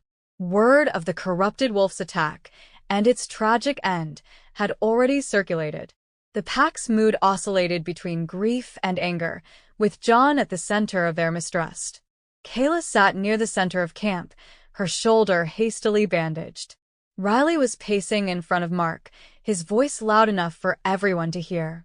This is exactly what I warned you about. The shadow didn't corrupt that wolf out of nowhere. It's him. Riley jabbed a finger in John's direction, who stood quietly by the edge of the gathering, his face unreadable. Riley, that's enough. Kayla snapped, rising to her feet. The pain in her shoulder flared, but she ignored it. No, it's not. Riley shot back, his eyes blazing. He's a vampire. And now one of our own is dead, because of him. Kayla stalked forward, closing the distance between them. That wolf was already lost before John stepped foot in this camp. Or have you forgotten how this shadow thing has been picking us off for weeks? Riley snarled, but Kayla held her ground, her claws flexing. Enough, Mark said, his voice cutting through the tension like a blade. He stepped forward, his expression as grim as the morning sky. We've lost someone important. Don't make it worse by turning on each other. But, Riley began, only to falter under Mark's sharp glare. We'll address this later, Mark continued, his tone leaving no room for argument. He turned to Kayla. Come with me. You too, he added, glancing at John. Mark led them into his tent, his face lined with fatigue. Once inside, he motioned for Kayla to sit, though his attention was fixed on John. I want answers, he said bluntly. What the hell happened last night? John met his gaze evenly. The wolf was already corrupted. The shadow's influence was too far gone by the time it attacked. Mark frowned. And you're sure there's no way to reverse it? John hesitated, glancing at Kayla before answering. Not that I've seen. The shadow feeds on vulnerability, fear, anger, grief. Once it takes hold, it doesn't let go. Kayla birislet. So what? We just kill our own whenever they get infected? If we don't, they'll kill the rest of you, John said quietly. Mark exhaled heavily, running a hand through his hair. We can't keep this up. My wolves are on edge, and they're looking for someone to blame. Kayla's jaw tightened. And you think that's him? I didn't say that, Mark replied evenly. But you've seen the way they look at him. If you want me to keep him here, I need more than your word that he's not a threat. John stepped forward, his expression firm. If you want me gone, say so. But if I leave, you'll lose your best chance at stopping this. Mark studied him for a long moment, then sighed. You're right. For now, you stay. But you stay on a tight leash. Kayla, he's your responsibility. Kayla's eyes widened. What? You heard me, Mark said, his tone leaving no room for argument. If he steps out of line, it's on you. John smirked faintly, the corner of his mouth lifting in a way that made Kayla's blood boil. Great, she muttered. As the day wore on, Kayla and John found themselves working together to strengthen the camp's defenses. The pack was wary of John's presence, but no one openly defied Mark's orders. You're enjoying this, aren't you? Kayla asked as they patrolled the camp's perimeter. John raised an eyebrow. Enjoying what? Being my responsibility, she said, her tone dripping with sarcasm. He chuckled softly. I wouldn't say enjoying, but it's nice to know you care. Kayla rolled her eyes. Don't flatter yourself. I'm just trying to keep the pack from tearing itself apart. And here I thought it was because you liked having me around, he teased, his voice low enough that only she could hear. She stopped in her tracks, turning to face him. Do you ever stop? His smile faded slightly, and for a moment, his crimson eyes held hers.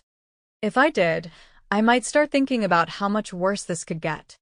The weight of his words hung between them, and Kayla found herself unable to look away. She saw the exhaustion in his posture, the weariness in his gaze. "John," she began, her voice softer than she intended. Before she could finish, a howl echoed in the distance, a call to arms. Kayla's instincts took over, and she was already moving. "Come on." John followed without hesitation, the tension between them set aside as they raced toward the source of the sound. Chapter 5. The days following the false alarm were a blur of tension. Kayla tried to keep herself busy, avoiding John wherever possible. But his presence had a way of making itself known, even when he wasn't in her direct line of sight. It was like she could feel him, a steady pulse in the chaotic rhythm of her life, a reminder of a complication she wasn't ready to face. The pack, on edge after recent events, grew restless. Every howl from the patrols was met with immediate action. Every sound in the forest sent ripples of unease through the camp. Yet there was little they could do to stop the shadows' spread, and each failed attempt to protect their territory chipped away at their morale. Kayla stood near the edge of the camp, staring out into the dense forest. The sun was setting, streaking the sky with hues of orange and crimson that bled into the darkening treetops. Her chest felt tight, her thoughts an endless loop of frustration and self-doubt. The sound of footsteps behind her drew her attention. She turned, already knowing who it would be. "John." "Didn't think you'd be the type to enjoy sunsets," she said dryly, crossing her arms. He tilted his head slightly, a faint smirk playing at his lips. "I'm not here for the view." "Of course not," she muttered, looking back at the horizon. For a moment, neither of them spoke. The silence between them wasn't uncomfortable, but it was heavy, weighted with everything unsaid. "You've been avoiding me," John said finally, his tone even but not accusatory. Kayla stiffened. "I've been busy." "You've been avoiding me," he repeated, stepping closer. She glanced at him, her jaw tightening. "I don't have time for whatever this is, John. There's too much at stake." "And you think I don't know that?"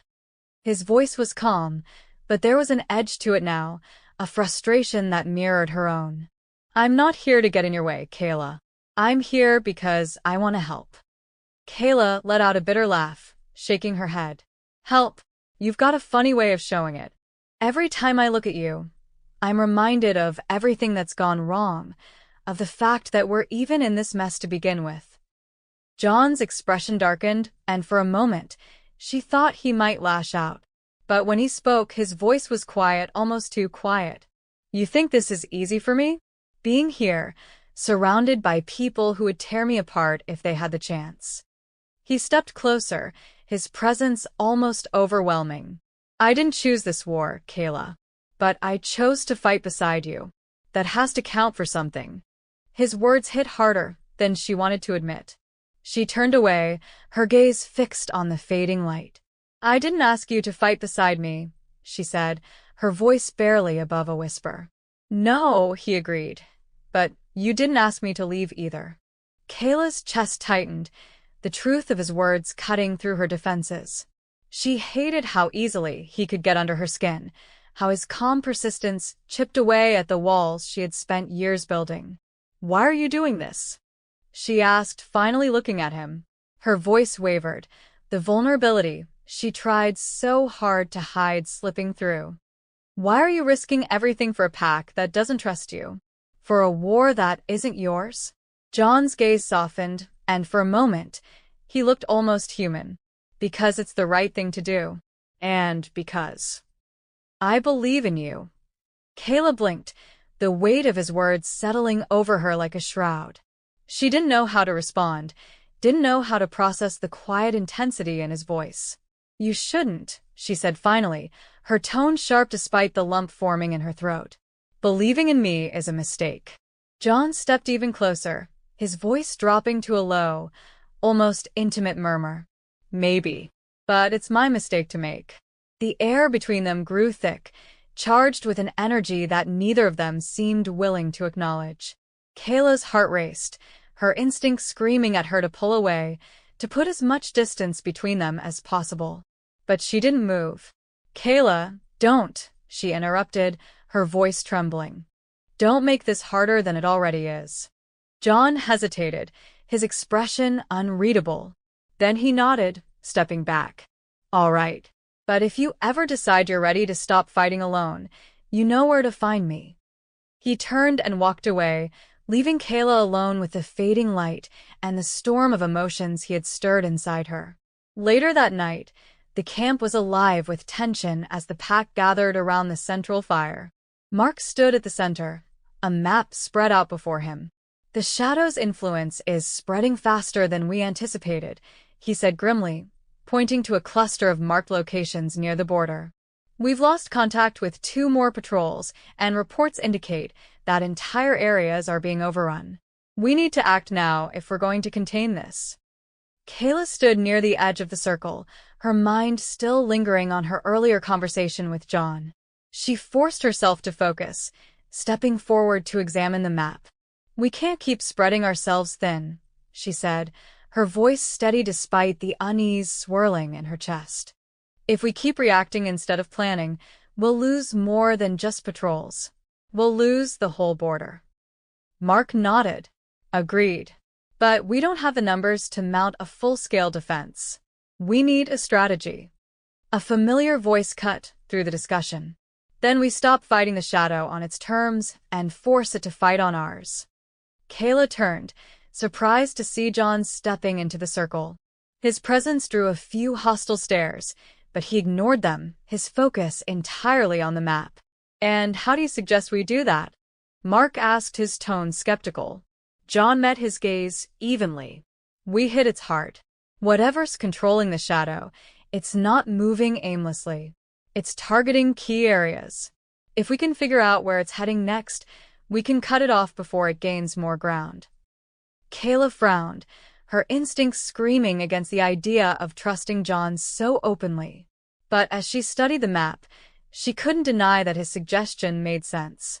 "And if you're wrong?" she asked, her voice cutting through the murmurs. John glanced at her, his expression unreadable. "Then we'll all pay the price." The weight of his words settled over the group, and for the first time, Kayla felt the full gravity of the war they were fighting. Chapter 6. The following morning, the camp stirred earlier than usual. The tension from the meeting still hung thick in the air, but now it was laced with purpose. Kayla stood with John and Mark at the central map, their strategy coming together piece by piece. "The shadow is spreading through these regions," John said, tracing a finger along the marked areas. "But here," he pointed to a gap between 2 encroaching zones, "this area remains untouched. Whatever's controlling this, it doesn't want to go near this place. That's where we strike." Mark raised an eyebrow. "You think we'll find its source there?" John nodded. "If not its source, then something important. Shadows don't avoid areas without reason." Kayla studied the map, her arms crossed. "Fine. "But if we're going into this blind, we need to be prepared for anything. We'll take a small group, less chance of detection. Mark, you'll stay behind and keep the rest of the pack in line." Mark grunted in reluctant agreement. "And what about him?" He nodded toward John, his distrust evident. "He's coming," Kayla said firmly. "He knows the shadow better than anyone here." Mark didn't argue, but his glare was sharp enough to cut. The group left at dusk, the fading sunlight casting long shadows through the forest. Kayla led the way, her senses alert, while John followed close behind. The small group of wolves moved silently, their footsteps muffled by the soft earth. As they approached the target area, an unnatural stillness settled over the forest. The usual sounds of wildlife were absent, replaced by a suffocating silence. "This is it," John murmured, his voice barely audible. Kayla held up a hand, signaling the group to stop. "Spread out. Stay close enough to regroup quickly. We don't know what we're walking into." The team fanned out, their movements careful and deliberate. Kayla kept her focus sharp, every rustle of leaves and shifting shadow putting her on edge. It didn't take long to find it, a pulsating black mass rooted in the center of a clearing. It wasn't large, but its presence was oppressive, a tangible weight pressing down on the air. "What is that?" one of the wolves whispered, their voice trembling. "The heart," John said grimly. "Or at least a fragment of it." Kayla didn't hesitate. "We destroy it." Now. The group moved as one, their coordinated attacks striking the mass with precision. The fight was chaotic and brief, the shadow resisting with bursts of dark energy that scorched the earth. But together, they overpowered it, their combined strength too much for the fragment to withstand. When the mass finally disintegrated, the oppressive weight lifted, and the forest seemed to breathe again. That night, the camp was alive with energy. The wolves gathered around the central fire, their laughter and howls ringing through the trees. For the first time in weeks, there was a sense of hope, a glimmer of victory in a war that had felt impossible to win. Kayla sat near the fire, watching as her pack celebrated. Mark had begrudgingly acknowledged the success, though he remained cautious. Still, even he couldn't hide the relief in his expression. John was off to the side, leaning against a tree and watching the festivities with a faint smile.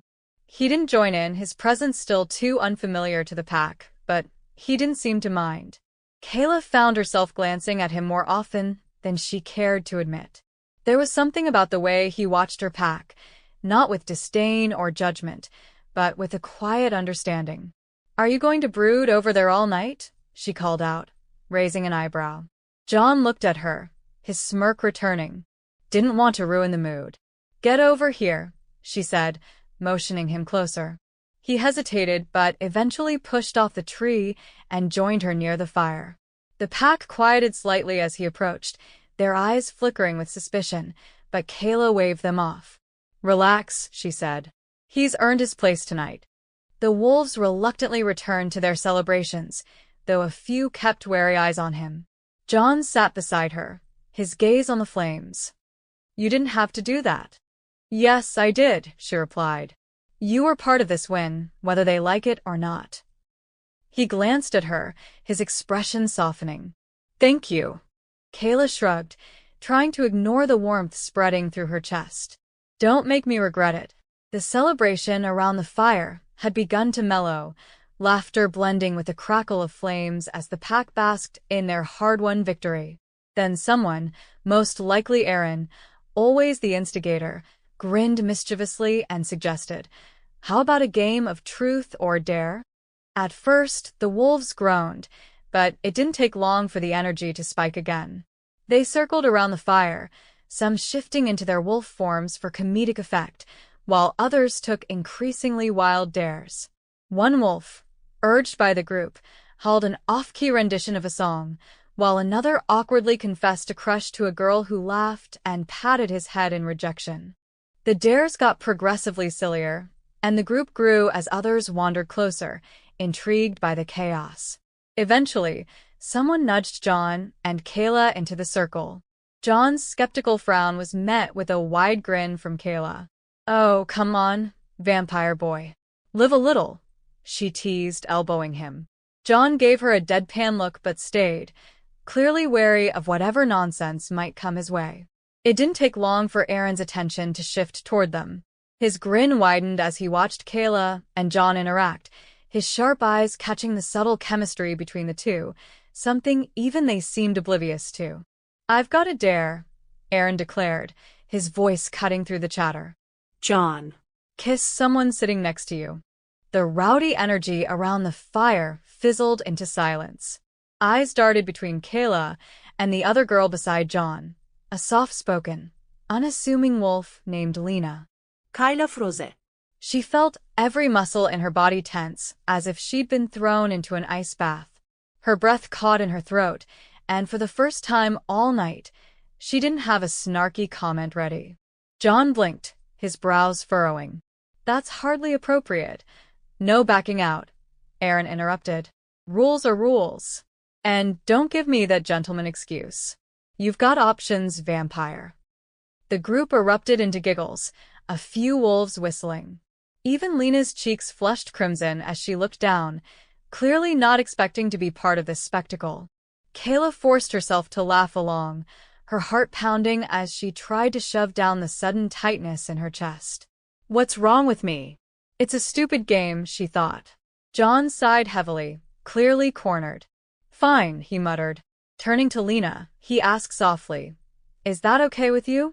Lena nodded shyly, and before anyone could overanalyze the moment, John leaned in and kissed her lightly on the cheek. The group hooped, bursting into laughter and teasing John mercilessly. Even he cracked a rare smile, shaking his head as if the whole thing was absurd. Kayla forced herself to laugh along, though it felt hollow. Too forced, too sharp. There was a strange, unfamiliar knot in her stomach, an odd mix of irritation and something else she couldn't quite place. Jealousy wasn't an emotion she recognized in herself, not often at least, but this was close enough to feel uncomfortable. John was laughing with the pack now, his usually serious demeanor softened by the lightheartedness of the moment. He glanced her way for just a second, and their eyes met. Kayla's laughter faltered for the briefest of moments. There was something in her gaze, confusion, frustration, maybe even a hint of vulnerability, that made John's smile waver. But before he could process it, Kayla turned away, throwing a teasing comment at Aaron to shift the attention back to the game. Some of the pack members noticed the brief exchange, their curious glances flickering between Kayla and John. But no one said anything, unsure of what they'd just witnessed. Kayla buried her feelings under a mask of humor and casual indifference, determined to keep her emotions in check. Whatever this was, this strange, unwelcome spark of jealousy, it was better left ignored. The celebration had died down, and while the werewolves slumbered in their dens or lounged around the fire, John slipped away. He preferred solitude, especially after nights like this when emotions ran high and lines felt dangerously close to blurring. He found an unlit stretch of the forest, the moonlight barely cutting through the canopy. It was quiet, eerily so. For a moment, he let himself relax, allowing the shadowed surroundings to envelop him. John closed his eyes, exhaling slowly. As he did, the darkness seemed to ripple, responding to him like an old companion. It wasn't much, just a faint shimmer in the shadows, but it was enough to remind him of what he was. A predator. His senses stretched outward, hyper-aware of every shift in the wind, every rustle of leaves. He could hear the faint heartbeat of a rabbit hiding several yards away and the almost imperceptible whisper of flowing water in the distance. But beneath the natural sounds of the forest, there was a tug, a presence on the edge of his awareness. Someone was watching. Still spying on me? His voice was calm, but his tone carried a warning. A figure emerged from the shadows, a vampire, dressed in the stark, formal attire of the court. The newcomer's expression was unreadable, but his stance was rigid, disapproving. "John," the figure said, voice clipped. "You're spending far too much time with those beasts." "They're allies," John replied evenly, though his jaw tightened. "For now." "Allies," the vampire scoffed. "You've gone soft. Do I need to remind you of your duty? Of the bloodlines you're sworn to protect?" John didn't answer immediately. Instead, he turned his gaze to the horizon, where the first light of dawn was beginning to creep into the sky. "I know my duty," he said finally, his voice quiet but firm. The other vampire stepped closer, lowering his voice. "Then prove it. Don't forget what we are. And don't let them distract you." With that, the figure melted back into the shadows, leaving John alone once more. He clenched his fists, frustration simmering beneath his composed exterior. What was it about the werewolves, about her, that unsettled him so much? He didn't have an answer. Not yet. But as the first rays of sunlight pierced through the trees, John felt something shift within him. A quiet defiance. Kayla hadn't meant to wander so far from the pack's camp, but the air had grown stifling. The mix of laughter and teasing during the truth or dare game had faded into an uneasy memory, and she needed space. The woods were silent except for the occasional rustle of leaves. Moonlight filtered through the canopy, painting the ground in silver patches. She let her wolf senses guide her, grounding herself in the scents of pine and damp earth. But another scent lingered, familiar, yet distinct. "Following me, vampire," she called out, keeping her tone light. A low chuckle answered her before John stepped out from behind a tree. His movements were smooth, almost too quiet, as though the forest bent to his will. "You're the one wandering dangerously close to my territory," he countered. Kayla crossed her arms, raising a brow. "Your territory? Pretty sure we're still well within werewolf borders." "For now," John said, his tone neutral, though there was a hint of amusement in his eyes. She scoffed, but the tension in her chest refused to loosen.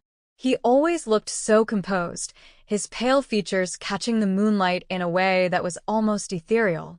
It was infuriating how calm he remained, even after the awkwardness of the game. "What do you want, John?" she asked, more sharply than intended. His expression shifted, the amusement fading. "I could ask you the same thing," he said quietly. "You've been restless since the celebration." Her lips twitched into a humorless smile. "What? You're keeping tabs on me now?" "I notice things," he replied simply. Kayla rolled her eyes, turning away. "Well, there's nothing to notice. Go back to your brooding or whatever vampires do at night." But John didn't leave. Instead, he moved closer, his footsteps silent against the forest floor. "You're a terrible liar," he said softly, his voice closer than she expected. She spun to face him, but the retort died on her lips when their eyes met. His dark gaze held hers, steady and unyielding, and for a moment, she forgot to breathe. "What's really bothering you, Kayla?" he asked, his tone softer now almost. Concerned. The knot in her chest tightened. How could she explain what even she didn't fully understand? The game, his kiss, it shouldn't matter. And yet... "It's nothing," she muttered, dropping her gaze. "Just pack stuff. You wouldn't get it." "Try me," John said. She hesitated, her usual bravado faltering under his steady gaze. "Why do you care?" "Maybe I don't," he said with a faint smirk, though there was a warmth in his eyes that betrayed him. The corners of her mouth lifted despite herself. "You're impossible, you know that?" "I've been told," he replied, and for the first time that night, there was a flicker of something unguarded in his expression. For a moment, the weight of the war, the boundaries that divided them, seemed to fade. The forest around them felt smaller, quieter, as though it was just the two of them suspended in time. Kayla broke the silence first, her voice softer than before. "You should head back. Someone might think you're plotting with the enemy." John tilted his head, his smirk returning. "And what would they think about you then?" She shrugged, the tension finally easing from her shoulders. "Let them think what they want." He watched her for a moment longer, his gaze lingering before he finally stepped back into the shadows. "Good night, Kayla." And just like that, he was gone, leaving her alone with the pounding of her heart and the faint trace of his scent in the air. The pack's temporary camp was buzzing with activity as they prepared to move out at dawn. Kayla had claimed one of the quieter spots on the outskirts of the encampment, needing space from the overwhelming energy of her packmates and from him. The makeshift tent she used wasn't much, but it offered privacy, at least for a while. She tugged off her jacket, tossing it onto a nearby stump, and began unbuttoning her shirt, her mind distracted by the events of the past few days. Her movements slowed as thoughts of John crept in unbidden. She groaned, shaking her head. "Get it together, Kayla." Before she could finish, the tent flap rustled. She froze, her senses sharpening, but before she could call out, John stepped in, his gaze focused downward as if he hadn't realized he was entering someone's space. "Kayla, His words died as he looked up, eyes widening slightly. She was mid-motion, her shirt half unbuttoned, revealing the curve of her collarbone and a strip of smooth, golden skin. For a moment, neither of them moved. "John," she hissed, clutching the fabric to her chest. Heat rushed to her face as she scrambled to cover herself. "I didn't know," he started, his voice unusually tight. He quickly turned his back to her, one hand raking through his dark hair. "I didn't mean to walk in." "Clearly," she snapped, though the bite in her tone didn't hide her own embarrassment. Her heart pounded in her chest, louder than she wanted to admit. She hurriedly finished buttoning her shirt, the air in the tent feeling suddenly stifling. "You can turn around now," she muttered, though her voice was softer than before. He did so cautiously, his usual composure visibly shaken. His dark eyes flicked to hers, and for a moment, the tension between them hung thick in the air. "Did you need something?" she asked, folding her arms across her chest as though it might shield her from the way he was looking at her, intense, unguarded, like he was seeing something he hadn't expected. He paused, the usual sharpness of his words faltering. "I came to tell you we're moving out sooner than planned. But clearly, my timing needs work." Her lips twitched despite herself. "No kidding." His gaze dropped for a second, almost imperceptibly, before snapping back to hers. She didn't miss the flicker of something in his expression, something that made her pulse quicken. "Next time," she said, her voice steadier now, "try knocking." "Noted," he replied, but there was a hint of a smirk on his lips. The tension was unbearable now, an invisible thread pulling them closer even as they both stood their ground. She could see the restraint in his stance, the way his hands were clenched at his sides, as though he were holding himself back. And damn it, she felt it too. "You should go," she said, though it came out softer than she intended. He lingered for a beat longer, his eyes searching hers as if trying to decipher something unspoken. Then, with a nod, he stepped back toward the flap of the tent.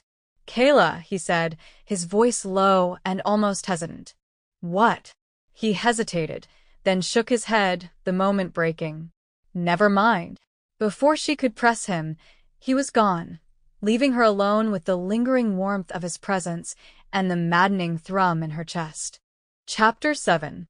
Kayla paced near the edge of the camp, her fingers gripping the edge of her jacket as though it might ground her. The cool night air did little to calm her racing thoughts. Why did it bother her so much? It wasn't the first time someone had accidentally walked in on her. Hell, it happened all the time with the pack. Shifting wasn't exactly a modest process. But this was different. This was John. His gaze had lingered just a fraction too long, and it wasn't just surprise she'd seen in his eyes. There had been something deeper, something that made her pulse quicken and her wolf stir in the back of her mind. "Get a grip," she muttered to herself, glaring at the moon as though it held the answers. "He's a vampire." "He's not." "Not what?" She didn't have an answer for that. Her wolf didn't care about logic, though. It had noticed him from the start, the way he moved like a shadow, the sharpness in his gaze, the quiet strength he carried despite being surrounded by enemies. She groaned, kicking at a rock and watching it skitter into the bushes. Trouble in paradise? Kayla whirled to find Alex leaning against a tree, his arms crossed and a teasing smirk on his face. "Don't start with me," she warned, narrowing her eyes. "Relax," Alex said, holding up his hands in mock surrender. "I just couldn't help noticing you're acting distracted." "I'm fine," she snapped. Uh-huh. "And that little moment with our resident vampire earlier? Totally fine, too." She stiffened, her jaw tightening. "It was nothing." Alex raised a brow. Sure it was. She turned on her heel, leaving him behind with a muttered curse. She didn't need this right now, not the teasing, not the knowing looks, and definitely not the way her heart skipped whenever she thought about John. John leaned against a tree at the far edge of the camp, the shadows of the forest curling around him like a second skin. The quiet should have been calming, but his mind was anything but still. He'd walked into plenty of awkward situations before, clan politics were rife with them, but this was different. The image of Kayla, startled and flushed, her golden skin catching the soft light, refused to leave his mind. He exhaled sharply, running a hand through his hair. This wasn't supposed to happen. She was reckless, impulsive, everything he wasn't. Everything he shouldn't be drawn to.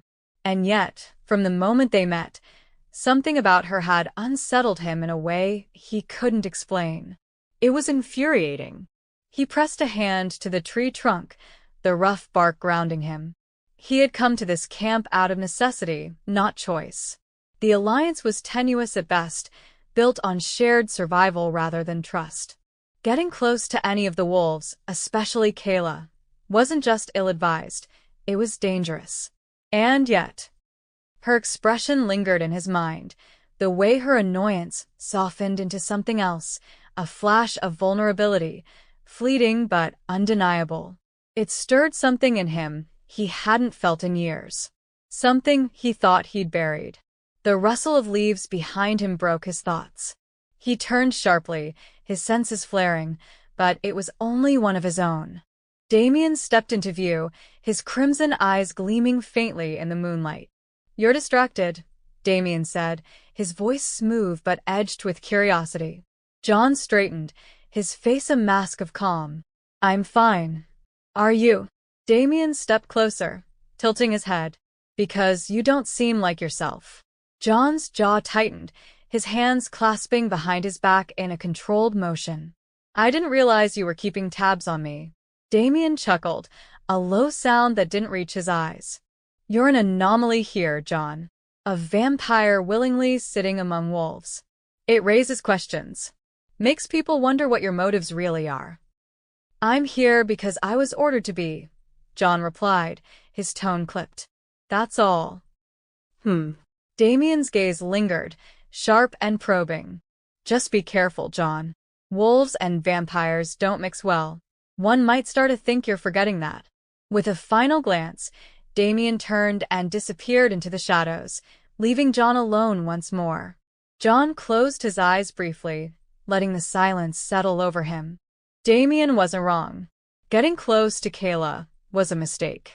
But even as he told himself to forget her, his thoughts betrayed him, circling back to the warmth of her gaze and the strange, electric tension that flared whenever they were near.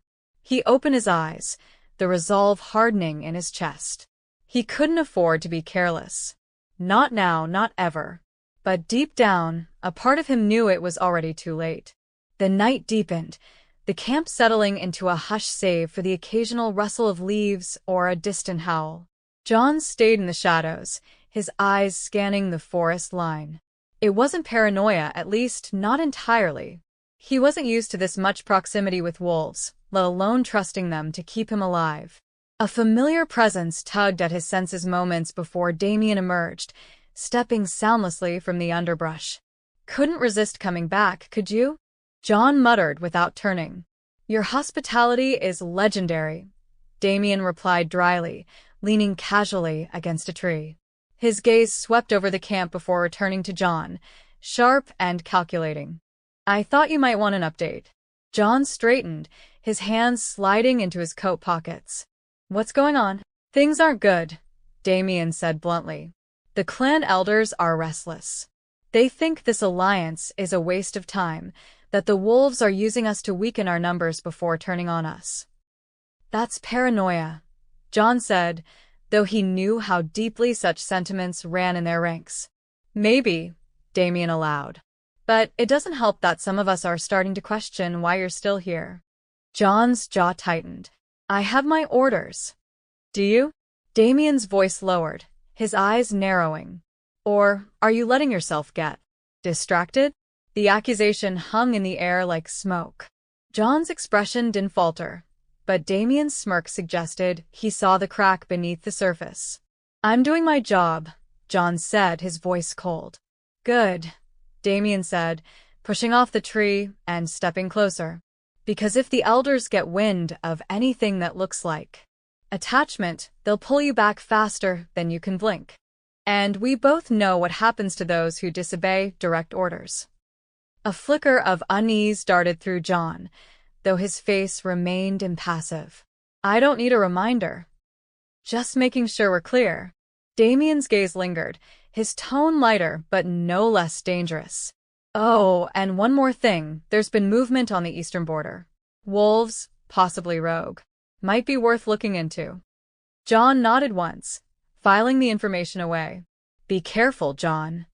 Damien's tone softened slightly, though the warning was clear. Lines like these, once crossed, are impossible to uncross. With that, Damien disappeared into the night, leaving John to wrestle with his thoughts. John turned, ready to retreat to his usual spot, when a faint shift in the air caught his attention. He spun sharply, his eyes locking onto a figure half hidden in the shadows. It was Alex. The werewolf stood still, his arms crossed and his face unreadable, though his golden eyes gleamed with suspicion.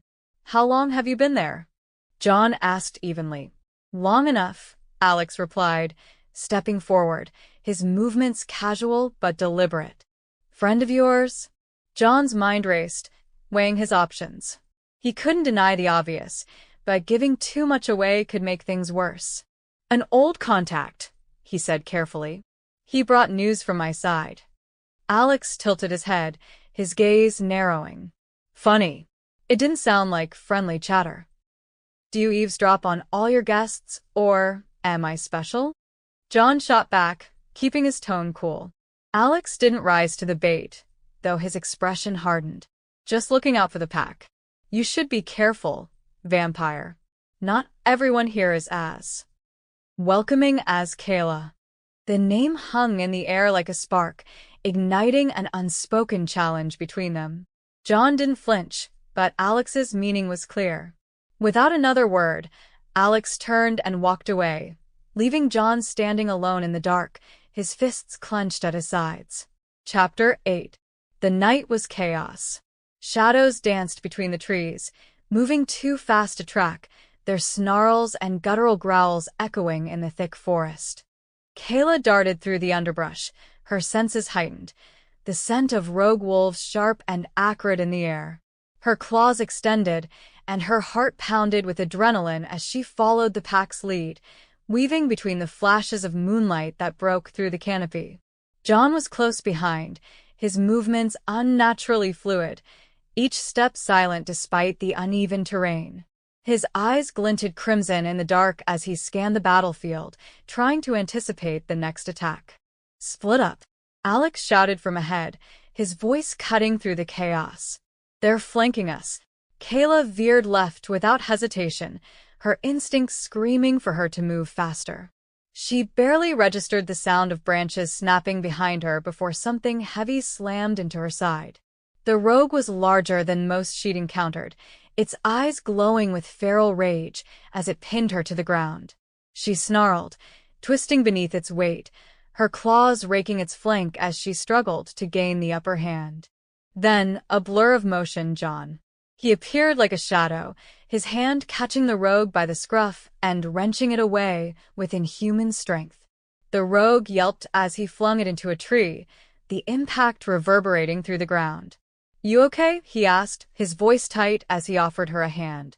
I had it, she snapped, pushing herself up without his help. Before he could respond, another howl split the air, closer this time. Over there, Kayla shouted, pointing toward the edge of the clearing. They ran. The next few minutes were a blur of teeth, claws, and blood. The rogues were relentless, their attacks more coordinated than anyone had anticipated. A sharp scream pulled John's attention. He turned to see Elena, the girl from the Truth or Dare game, backed against a tree, a rogue circling her like a predator toying with its prey. John, Kayla's voice cut through the chaos. He turned again, this time to see Kayla cornered, two rogues advancing on her from opposite sides. Her stance was defiant, but even he could see she was outmatched. He hesitated for a split second, his chest tightening as he weighed the options. Then, without a word, he bolted toward Elena. Kayla didn't see his decision, only the flash of his silhouette disappearing into the dark. John reached Elena just as the rogue lunged. He intercepted the attack, his hand wrapping around the creature's throat as he slammed it to the ground. Elena stumbled back, her eyes wide with fear and gratitude. "Are you hurt?" he asked, his voice low but urgent. She shook her head, her hands trembling as she clung to his arm for support. I'm fine. "Thank you." Her gaze lingered on him, and for a moment, everything else faded. John felt her grip tighten slightly, the warmth of her touch against his cold skin. "I'll get you to safety," he said, his tone softening as he helped her stand. Kayla fought her way out of her predicament, her muscles screaming in protest as she dispatched the last rogue with a vicious slash of her claws. She was breathing hard, blood staining her fur, but she was alive. She scanned the battlefield, her eyes landing on John and Elena in the distance. She saw the way Elena leaned into him, the protective way he held her, and something inside her twisted. It wasn't anger, not exactly. It was something deeper, sharper, and far more uncomfortable. By the time the rogues were driven back, Kayla had already started avoiding John. She didn't trust herself to speak to him, not when every glance made her stomach churn with feelings she refused to name. The pack noticed her change, the way she avoided John's gaze or left the room when he entered. Alex, ever the observer, caught her arm one night as she tried to slip away. "Kayla," he said quietly, his eyes searching hers. "What's going on with you?" "Nothing," she said quickly, too quickly. "Whatever it is," Alex continued, his voice softer now, "you'd better figure it out. For everyone's sake. It's not like you to avoid someone who's had your back, even if he made a bad call." Her jaw tightened, but she didn't answer. Kayla didn't reply, her eyes fixed on the ground. But as Alex walked away, his words echoed in her mind. She needed space. But even as she tried to put distance between herself and John, the knot in her chest only grew tighter. John stood at the edge of the forest, the cool night air biting against his skin. The pack's chatter filled the camp behind him, an odd mix of relief and celebration after fending off the rogues. Despite the apparent ease of their camaraderie, John couldn't shake the unease brewing inside him. He had noticed it, the way Kayla avoided him. She hadn't looked at him once since the battle, not even when they regrouped to assess the wounded. Usually, her biting remarks or fiery glares were constants in his interactions with her, but now there was only silence. It didn't make sense. He had seen her cornered, but before he could act, he'd been pulled toward Elena's scream. He'd assumed Kayla would understand. She always did. She had never struck him as the type to need saving anyway, let alone resent him for helping someone else. And yet, something had shifted. Back at camp, the clearing buzzed with lively chatter as the celebrations stretched late into the evening. Bonfires crackled, casting flickering shadows as wolves shifted and howled in victory. John stayed near the fringes, his presence still a novelty to the pack despite their tentative acceptance of him. Kayla felt her mood sour as she caught John's fleeting glance toward her and Alex from across the camp. He leaned casually against a tree, arms folded, his face unreadable, but Kayla knew he could see everything and everyone. "Alex," she said suddenly, shifting closer to him so their knees brushed. "What's the story behind that scar on your arm?" She placed a hand on his forearm, letting her fingers trail along the faint ridge of a scar. Alex grinned, clearly amused. "This? Oh, it's not as cool as you're probably imagining. Training accident, back when I thought I could dodge faster than Derek could swing." Kayla laughed, leaning into him slightly, as if the story were far more fascinating than it was. She wasn't sure why she was doing this, or maybe she did. The knot in her chest tightened as she chanced another glance toward John. He was still there, watching silently, his expression giving nothing away. Her irritation spiked. Couldn't he react, even just a little? Instead, he seemed perfectly indifferent, as though her flirting didn't bother him in the slightest. She turned back to Alex with renewed determination, laughing a little too loudly at one of his jokes and letting her hand linger on his shoulder. Half an hour later, Kayla was still sitting close to Alex, her voice light and teasing as she batted away another one of his sarcastic remarks. She felt a presence before she saw him, and her heart skipped despite herself. "Having fun," John said. John's voice was calm, almost amused, as he stepped into the circle of light cast by the fire. He glanced between them, his lips curving into a small, unreadable smile. "Loads," Kayla replied curtly, refusing to look at him. "I can see that," John said, his tone laced with something she couldn't quite place. His gaze lingered briefly on Alex before he added, "Nice to see you two getting along so well. Guess all those sparring matches are finally paying off." Alex chuckled, oblivious to the underlying tension. "Yeah, well, Kayla's not so bad when she's not trying to tackle me into the dirt." Kayla's irritation flared as she caught the faint flicker of amusement in John's eyes. "Was there something you wanted, or are you just here to critique my social skills?" "Actually," John said, tilting his head slightly, "I wanted to talk to you. Alone." Kayla stiffened, every nerve in her body on edge. "I'm kind of busy right now." "Busy with what?" John asked, raising an eyebrow. "Teaching Alex how to flirt." Her cheeks burned, and she shot him a glare. "Why don't you go find someone else to bother?" "Come on, Kayla," John said, his voice quieter now. "It's important." But Kayla wasn't having it. She stood abruptly, brushing past him. "Maybe later." He didn't stop her as she walked away, but she could feel his eyes on her back, the weight of unspoken words hanging heavily in the air. Chapter 9. The dream. The soothing sound of rushing water filled Kayla's ears the moment her head hit the pillow and she stepped into her usual dream.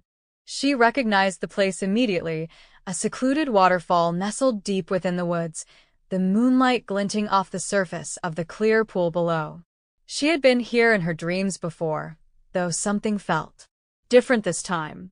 She turned slowly, her eyes scanning the familiar surroundings. That's when she saw him. "John," she said, her voice tinged with confusion. He stood by the edge of the water, his expression as unreadable as ever. "You've been avoiding me." The sound of the waterfall roared in the background as Kayla glared at John, her frustration bubbling dangerously close to the surface. "You've been impossible to talk to," John said, his tone calm but carrying an edge of exasperation. "And you've been impossible to avoid," Kayla shot back, crossing her arms tightly.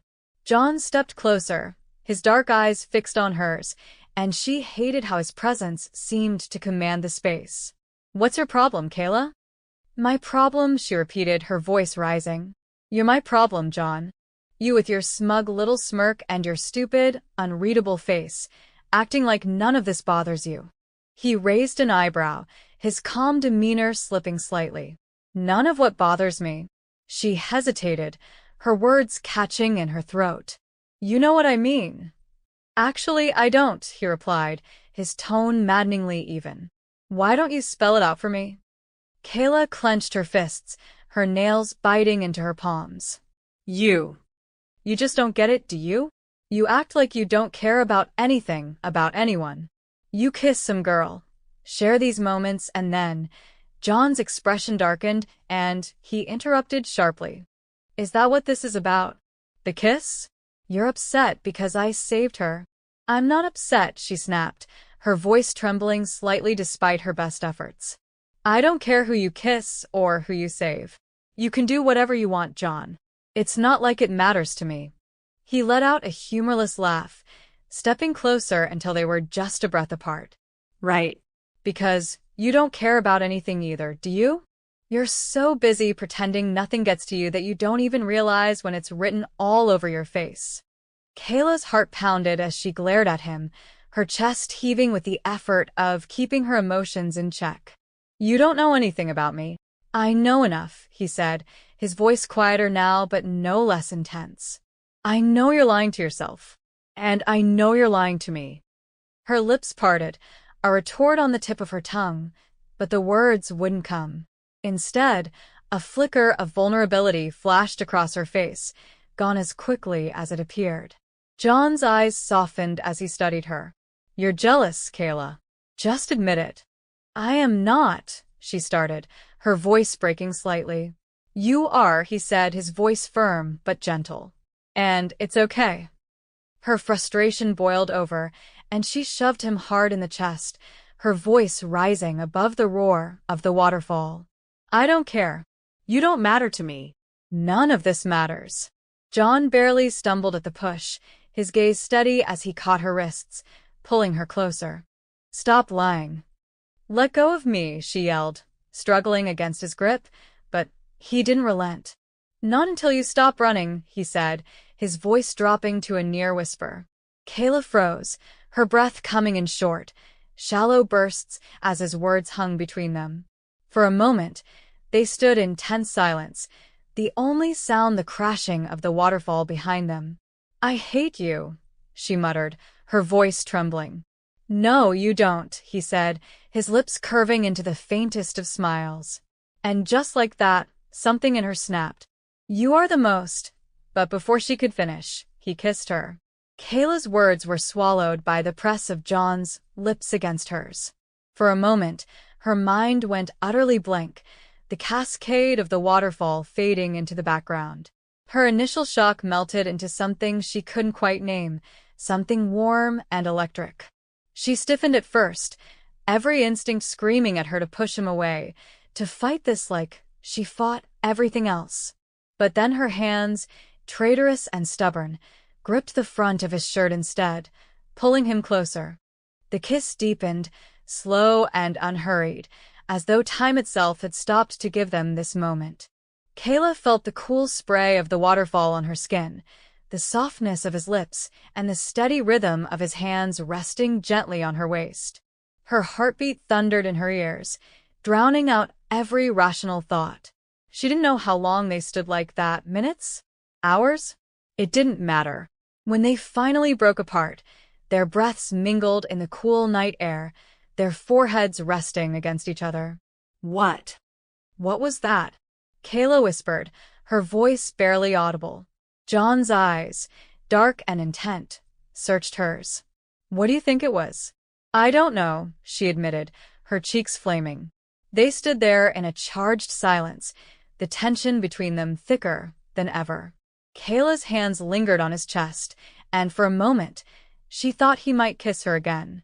Instead, John stepped back, his fingers trailing down her arms before letting go entirely. The loss of his touch left her feeling untethered. "Kayla," he said softly, his voice breaking through the haze in her mind. "This isn't just a dream."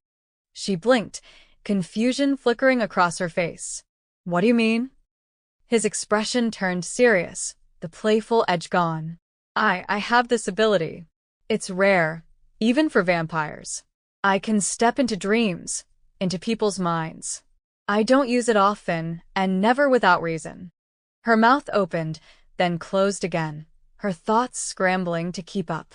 "You're saying this is real?"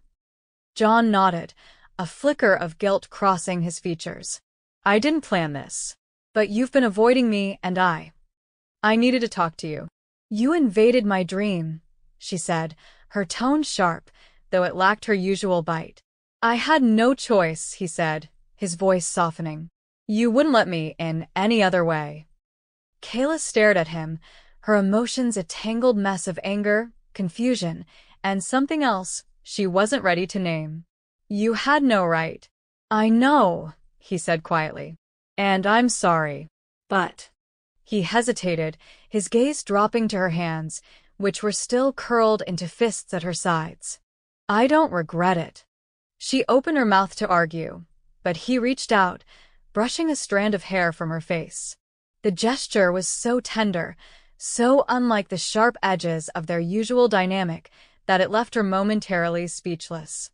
"I should go," he said, his voice tinged with reluctance. Kayla frowned, her chest tightening at his words. "Go? Where?"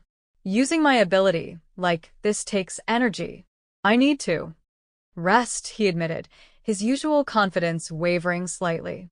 She wanted to say something, to stop him, maybe, but the words wouldn't come. Instead, she watched as he stepped back, his form beginning to fade like mist in the morning sun. "I'll see you tomorrow," he said, his voice faint as he disappeared. And then she was alone. Kayla woke with a start, her heart pounding as the remnants of the dream lingered in her mind. For a moment, she lay still, her eyes staring up at the wooden beams of the ceiling. The dream had felt so real, too real. But it couldn't be, could it? She shook her head, trying to dismiss the thought as she got up and prepared for the day. Yet every time she saw John, standing with his usual calm composure among the others, her mind returned to the waterfall, to his words, to his touch. But he didn't even glance her way, his focus seemingly elsewhere. If he noticed her, he didn't show it. Kayla frowned, a strange mix of relief and disappointment settling in her chest. Maybe it had just been a dream, a figment of her overactive imagination. But then why did it feel so real? As the morning unfolded, Kayla couldn't shake the feeling that something was different. It wasn't just the remnants of the dream lingering in her mind. It was the weight of unspoken words and unresolved tension between her and John. He hadn't approached her once, hadn't so much as glanced in her direction. And while a part of her appreciated the reprieve, another part, a quieter, more frustrating part, felt almost disappointed. The pack buzzed with activity, each member preparing for another day of training and patrols. Kayla threw herself into the work, her movements sharp and focused, trying to drown out the nagging thoughts in her head. But then, during a short break, she caught sight of John. He stood on the edge of the clearing, speaking with Damien, his expression serious, but unreadable. Her stomach flipped. The sight of the two vampires together was a stark reminder of the delicate alliance they were all trying to maintain, and of the secrets she was certain John was keeping. Chapter 10. Kayla didn't mean to eavesdrop, but she couldn't help lingering nearby as Damien's voice carried over the clearing. Growing restless, Damien was saying, his tone low but urgent. The elders are questioning the alliance's worth. They're not convinced the wolves are as reliable as you claim. John's jaw tightened. They're wrong. The pack has proven themselves. For now, Damien replied. But you know how fragile this is. One misstep, and everything falls apart. You need to keep a closer eye on them, especially her. Kayla's breath caught. Was Damien talking about her?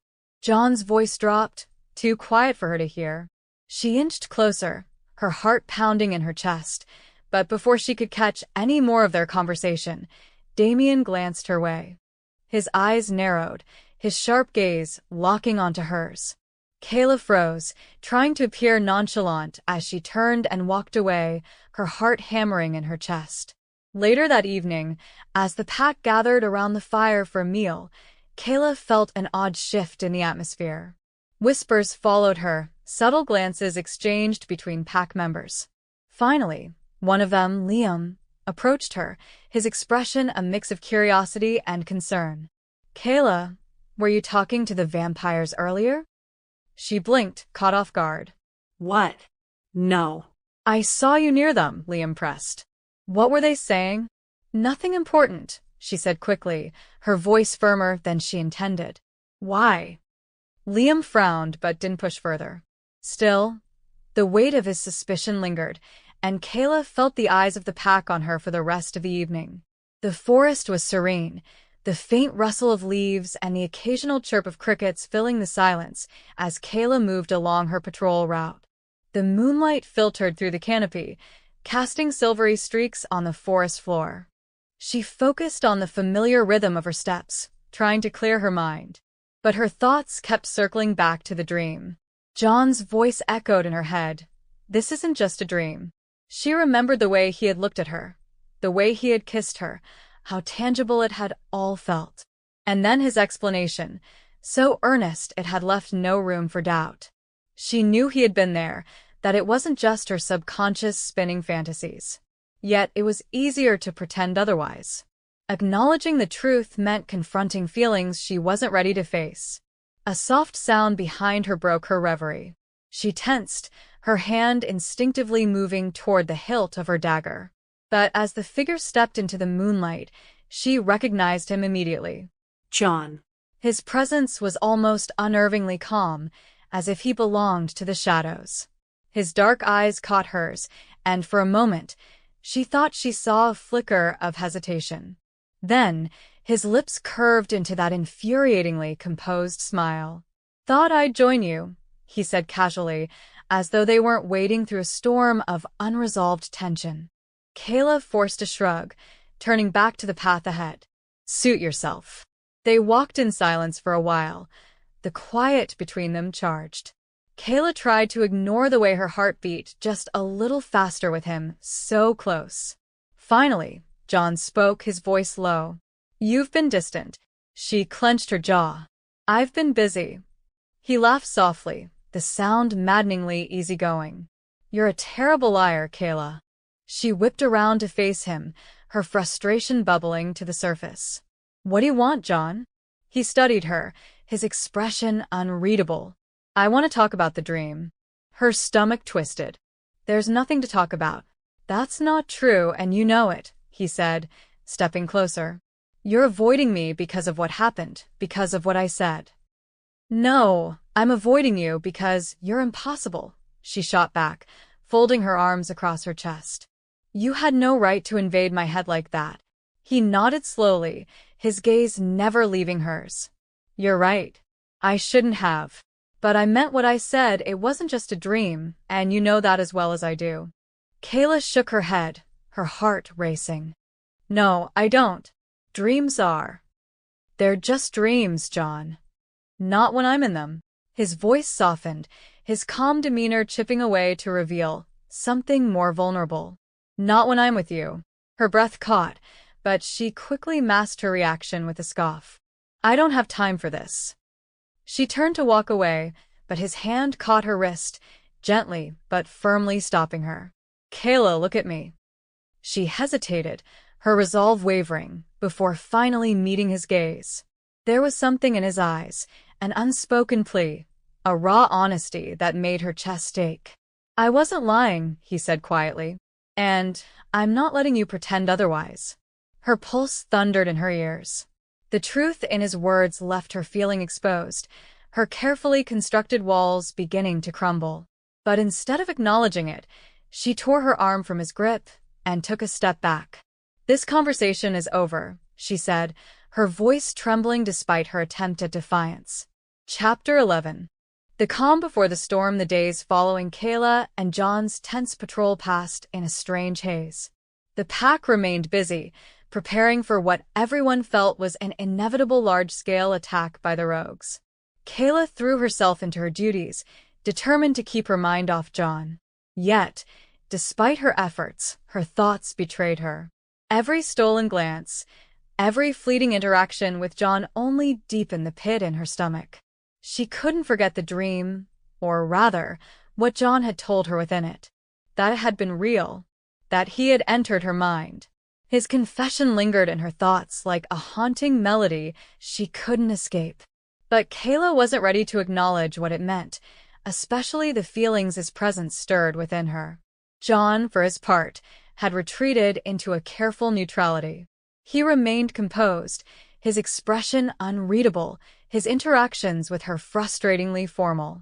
It was as though their bond, whatever it was, had been placed on hold. And while Kayla told herself this was what she wanted, needed, even, a small voice deep inside whispered otherwise. The pack's energy grew tense as rumors of rogues spread. Patrols increased as did training. Conversations were hushed, movements wary. The wolves were on edge, their instincts attuned to danger. Kayla felt it too, though she couldn't shake the nagging sensation that something far darker loomed on the horizon. One evening, after another exhausting day, Kayla found herself lying awake in her bed, staring at the ceiling. The moonlight filtered through the window, casting silvery patterns across the wooden floor. The pack house was silent, the distant sound of crickets the only reminder of life outside. Her exhaustion should have pulled her under, but her restless mind refused to comply.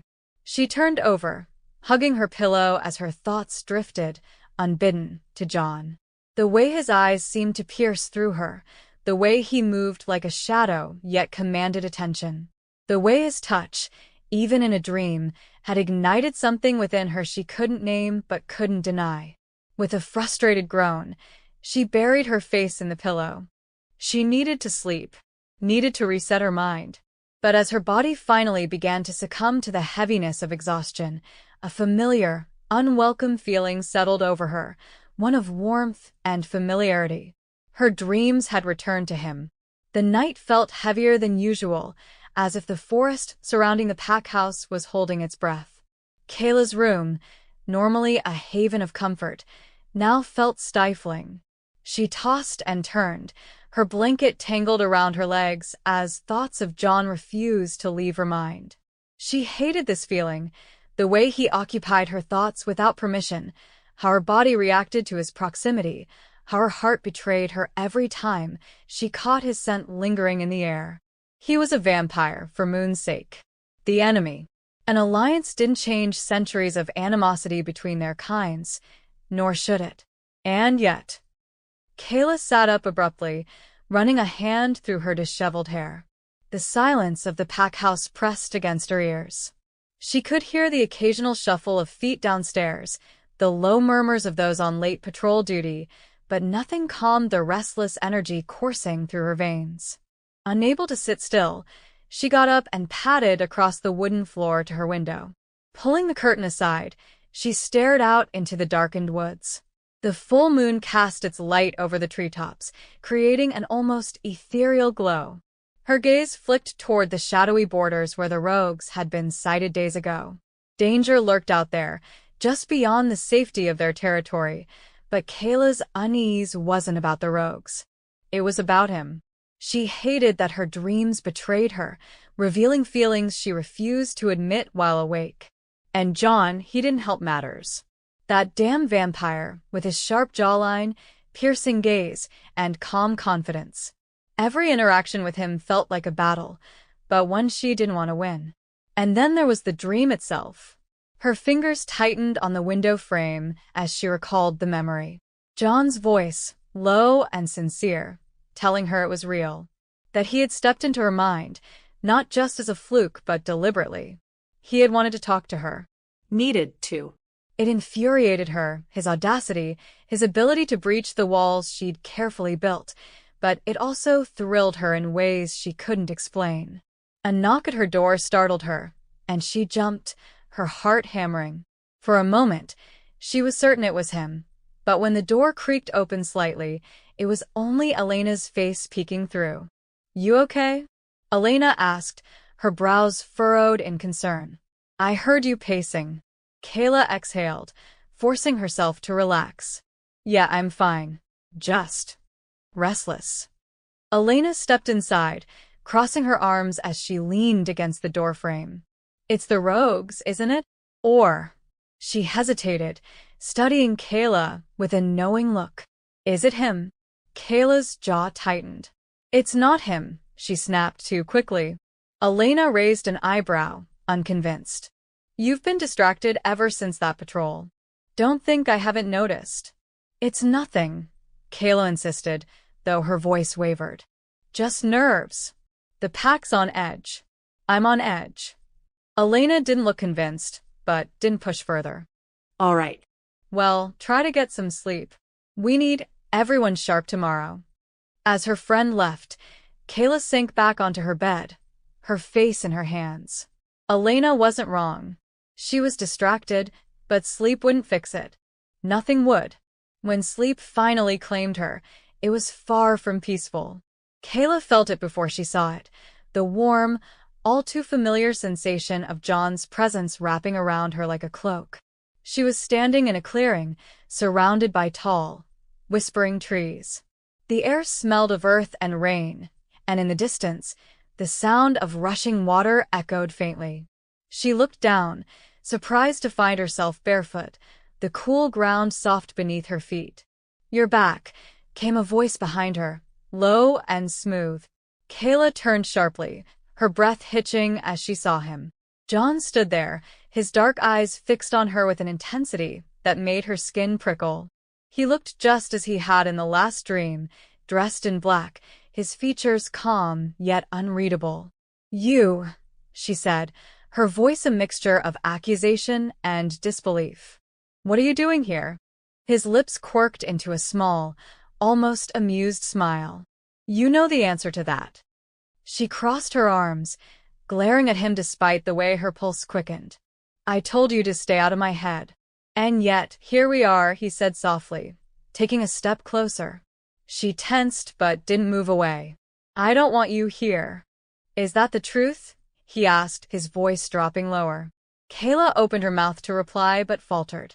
His gaze was unrelenting, as if he could see through every wall she'd built, every lie she tried to tell herself. "I don't owe you an explanation," she said finally, her tone defensive. "This is my mind, my space. Get out." John's expression softened, his usual smirk fading. "Kayla, I'm not here to fight. I'm here because I need to know the truth." Her throat tightened. "The truth about what?" "You've been avoiding me," he said simply, his voice edged with something she couldn't quite place. "Why?" Kayla stepped back, the cool grass underfoot grounding her as her pulse raced. John's presence was overwhelming, and not just because he was standing so close. It was the way he looked at her, like he could see right through her defenses, straight into the emotions she refused to admit even to herself. "I'm not avoiding you," she said sharply, folding her arms across her chest as if that could protect her from his piercing gaze. John tilted his head, his dark eyes narrowing slightly. "You expect me to believe that?" "It doesn't matter what you believe," she snapped. "This is my business, not yours." He took another step forward, closing the distance between them. "It does matter, Kayla. You've been shutting me out, and I want to know why." Her stomach churned with a mixture of anger and something softer, something she didn't want to name. "Why do you care so much?" John paused, his expression flickering briefly into something raw before it was gone. "Because I do," he said quietly, his tone no longer demanding but almost vulnerable. "I care about you, and I can't stand the way you've been acting like I don't exist." His words struck a nerve, and Kayla's chest tightened. She looked away, her gaze darting to the trees, the ground, anywhere but his face. "You're reading too much into this," she muttered. "Am I?" he pressed, his voice soft but relentless. "Because I think there's more to this than you're willing to admit." "There's nothing to admit," she shot back, her voice rising as frustration bubbled to the surface. "You're the one invading my dreams, forcing your way into my life. Maybe I just don't want you around. Did you think of that?" John's jaw tightened, but he didn't back down. "No," he said simply. The single word caught her off guard. "No." "No," he repeated, his voice steady. "Because I've seen the way you look at me when you think no one's watching. I've seen the way your walls come down when you let yourself forget who we're supposed to be to each other. You feel something, Kayla, even if you don't want to admit it." Her throat closed up, and she took another step back, her heart pounding so loudly she was sure he could hear it. "You don't know what you're talking about," she said, but her voice lacked conviction. John moved closer, his presence commanding but not threatening. "Then tell me I'm wrong," he challenged, his eyes searching hers. "Tell me there's nothing between us, and I'll leave you alone." "But you can't, can you?" Kayla clenched her fists, torn between the urge to push him away and the ache to pull him closer. "This is pointless," she said, her voice breaking. "We're from two different worlds. This, whatever you think this is, it doesn't matter." "It matters to me," John said firmly, his gaze unwavering. "And I think it matters to you too, even if you won't admit it." Her composure cracked, and she turned away from him, her breaths coming fast and uneven. "Why can't you just let this go?" she whispered. For a moment, the only sound was the faint rustling of leaves in the breeze. Then John spoke, his voice soft but unyielding. "Because I've never felt this way before," he said, his honesty cutting through her defenses like a blade. Kayla froze, his words sinking into her like the weight of a truth she wasn't ready to face. Her hands trembled at her sides, and she clenched them tighter, trying to steady herself. "You don't get to do this," she said finally, her voice low and trembling with suppressed emotion. "You don't get to come in here and mess with my head. You don't get to make me feel things I don't want to feel." John's gaze softened, and for the first time, she saw a flicker of uncertainty in his expression. I'm not trying to mess with you, Kayla. I need you to stop running from this. From me. She turned back to him, her eyes blazing with a mix of anger and confusion. And what if I don't? She demanded. What if I just keep running? What then? John stepped closer, his voice dropping to a near whisper. Then I'll chase you. Every time. Kayla's breath caught, her chest tightening at the quiet intensity in his words. She hated how much they affected her, how much she wanted to believe him. But she couldn't. I can't, she whispered, her voice breaking. I can't do this. John reached out, his fingers brushing against hers. Yes, you can, he said gently. You're just scared. And I don't blame you. But I'm not going anywhere, Kayla. Not until you tell me to my face that you feel nothing for me. She pulled her hand away, her jaw tightening, as she fought the emotions threatening to overwhelm her. This doesn't change anything, she said, her voice firm despite the crack in it. John didn't respond immediately, his gaze searching hers. Then, with a slight nod, he stepped back. We'll see, he said softly. As he began to fade into the shadows of the dream, Kayla felt a pang of something she couldn't name, regret, longing, or perhaps both. But she didn't stop him. Not yet. Chapter 12. Kayla woke with a gasp, her chest heaving as if she'd just run for miles. Her room was still dark, the faint glow of the moon slipping through the cracks in the shutters. She sat up, clutching the blanket around her shoulders, the remnants of the dream clinging to her mind. John's words echoed in her ears, his persistence, his unwavering certainty. She clenched her fists in the fabric, willing her heart to steady. This doesn't change anything, she told herself firmly, echoing her own words from the dream. But even as she said it, doubt crept in, weaving its way through her resolve. The memories of his touch, his voice, his relentless determination to break through her defenses, they felt too real to dismiss. And deep down, she knew why she was so angry. It wasn't just his intrusion into her dreams or his persistence. It was because he saw the part of her she kept hidden, even from herself. Kayla swung her legs over the edge of the bed, her bare feet brushing the cool wooden floor. She needed to move, to clear her head. As she stood, a faint knock echoed through the silence of her room. Her breath hitched, her instinct sharpening. No one ever came to her at this hour. The knock came again, softer this time, but insistent. Slowly, she crossed the room and opened the door. John stood there, his expression shadowed but unmistakably him. Couldn't wait for another dream? She asked, her tone sharper than she intended. He didn't flinch, but there was a flicker of something in his eyes, hurt, maybe, or regret. We need to talk, he said simply. Kayla folded her arms across her chest, leaning against the doorframe. Haven't we talked enough? Not like this, he said, his voice steady, but tinged with urgency. For a moment, she considered slamming the door in his face. But something in his expression stopped her. Reluctantly, she stepped aside, letting him in. The room felt smaller with John in it, his presence filling the space with an intensity that made it hard to breathe. Kayla stayed near the door, her arms crossed as if to create a barrier between them. Well, she said, her tone defensive. What's so important that you couldn't wait until morning? John ran a hand through his dark hair, his usual composure slipping just slightly. I wanted to see you. After earlier.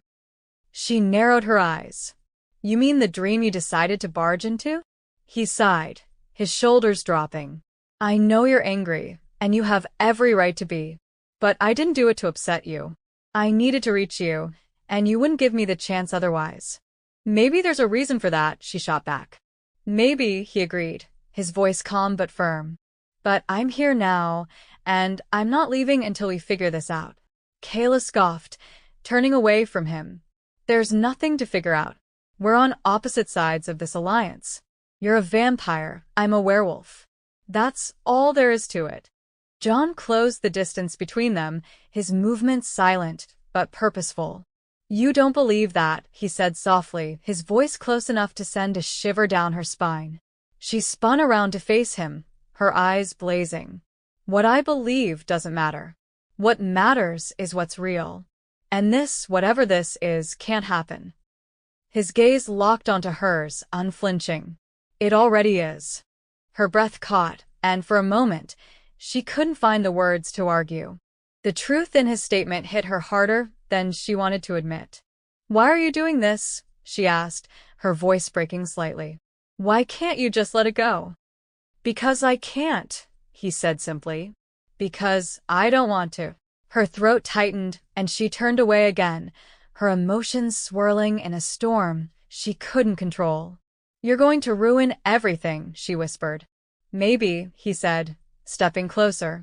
"But maybe some things are worth ruining." Kayla's resolve cracked, her hands trembling at her sides. She hated how much his words affected her, how much she wanted to believe him despite everything. Just "Stop," she said, her voice trembling. "Stop making me feel like this." "I can't," he said softly, his voice almost a whisper. "Because I feel it too." She looked up at him, her eyes searching his face for any sign of deception. But all she saw was sincerity, raw and unguarded. And it terrified her. The room felt heavier now, the air charged with unspoken words and emotions too raw to ignore. Kayla's breath hitched as John stepped closer, the space between them shrinking. She told herself to move, to push him away, but her body betrayed her, rooted in place. "I don't want this," she said, her voice barely above a whisper. But even to her own ears, it sounded like a lie. "Yes, you do," John replied softly, his gaze steady and unyielding. "You're just too afraid to admit it." Her fists clenched at her sides, her frustration bubbling over. "You think you know everything, don't you? You think you can just waltz in here and—" "Kayla!" His voice cut through her words, calm but commanding. "You're not angry at me. You're angry at yourself for wanting this as much as I do." Her chest tightened, the truth in his statement hitting too close to home. She wanted to deny it, to lash out and push him away, but the weight of his presence, his words, was too much. "I can't," she said finally, her voice breaking. "I can't let myself feel this. It's too dangerous." John tilted his head, his expression softening. "Since when has danger ever stopped you?" She glared at him, her jaw tightening. "This is different." "How?" he asked, his tone gentle but insistent. "Because it's you," she snapped, her voice rising. "Because you're a vampire and I'm a werewolf, and this isn't supposed to happen." "And yet it has," he said, stepping even closer. Her back hit the wall, and she realized too late that she'd let him corner her. His proximity sent her senses into overdrive, her heightened awareness of him making it impossible to think clearly. "Tell me to leave," he said, his voice low and steady. "If you really don't want this, if you don't want me, tell me to leave and I will." She opened her mouth, the words forming on her tongue, but they wouldn't come. Her heart pounded in her chest, her body betraying her resolve. John's gaze softened, his hand lifting to brush a strand of hair from her face. The touch was so gentle, so unexpected, that it sent a shiver down her spine. "You can't say it, can you?" he asked, a hint of a smile tugging at his lips. Her frustration boiled over, her emotions a tangled mess she couldn't untangle. "You're impossible," she muttered, her voice trembling. "And you're stubborn," he countered, his hand lingering near her face. For a moment, they stood there, the tension between them electric. Kayla's breathing quickened, her heart pounding so loudly she was sure he could hear it. "I hate you," she whispered, her voice trembling.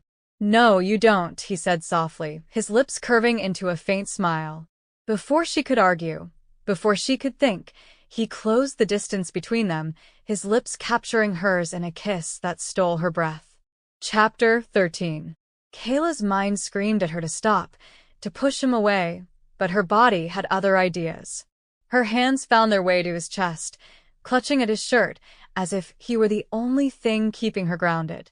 The kiss was everything she'd feared and more, intense, consuming, and impossibly tender. It felt like surrender, like giving in to something she'd fought so hard to deny. John's hands framed her face, his touch gentle yet firm, as if he were afraid she might disappear if he let go. He deepened the kiss, his movements slow and deliberate, giving her every chance to pull away. But she didn't. Instead, she leaned into him, her walls crumbling as the emotions she'd kept buried surged to the surface. When they finally broke apart, both of them were breathing heavily, their foreheads resting together. "This doesn't change anything," she said, her voice shaky but defiant. John chuckled softly, his breath warm against her skin. "It changes everything." Kayla wanted to argue, to tell him he was wrong, but the way he looked at her, the intensity in his gaze, made it impossible. For once, she had no words. And for once, she let herself feel. Kayla didn't know how it happened, or maybe she did. One moment, she was standing in John's arms, her head still spinning from the kiss. The next, his lips were on hers again, more insistent this time, his hands cradling her face like she was the only thing in the world that mattered. "Kayla," he murmured against her lips, his voice a low rumble that sent shivers down her spine. "I need to get you out of here, just for a little while." Her heart pounded, a mix of excitement and hesitation twisting in her chest. "John, we can't just— trust me," he said, cutting her off with another kiss, this one softer, almost pleading. "No one will notice. You deserve a moment to breathe." Something in his voice, in the way he looked at her with those piercing eyes, made her resistance crumble. She gave a small nod, barely processing it before he scooped her into his arms. "John," she yelped, startled by the ease with which he lifted her. He only smirked, holding her close as he began moving through the forest, his strides swift and purposeful.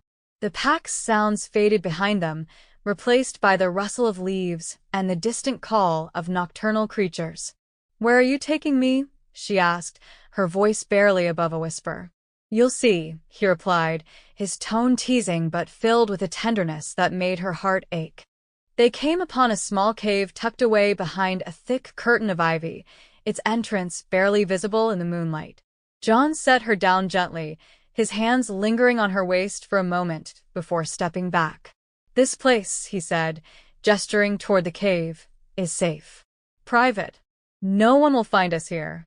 Kayla glanced around, her wolf instinct scanning for any potential danger, but all she felt was the soothing hum of the forest.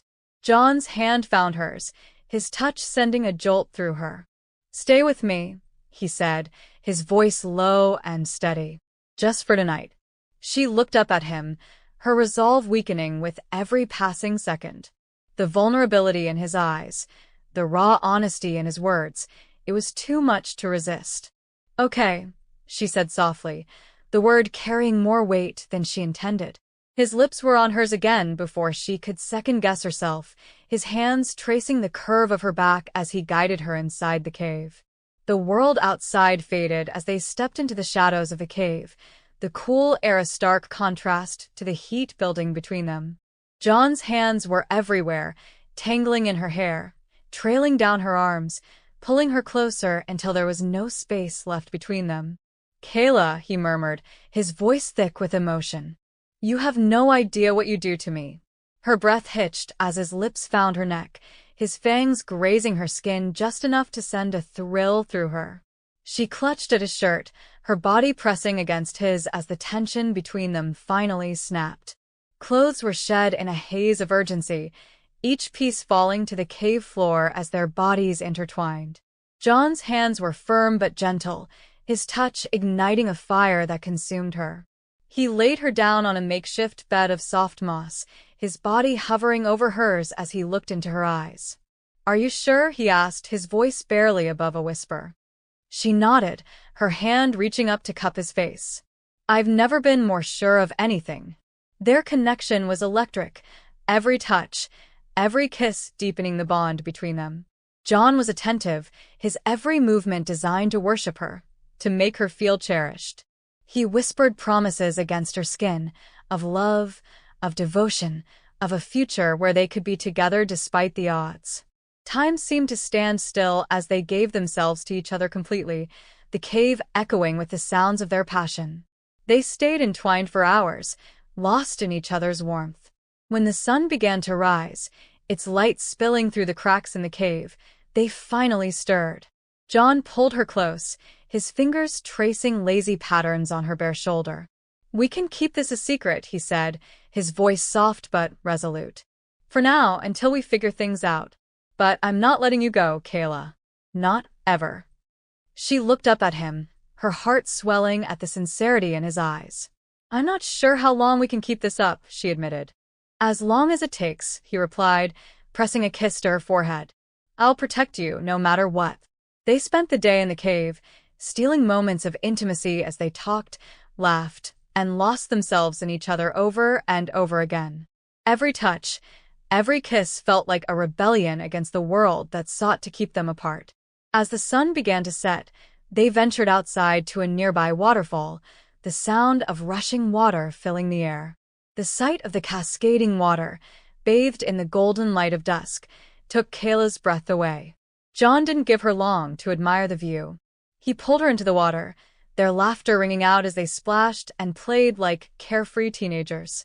But the playfulness quickly gave way to something deeper, the chemistry between them sparking once again.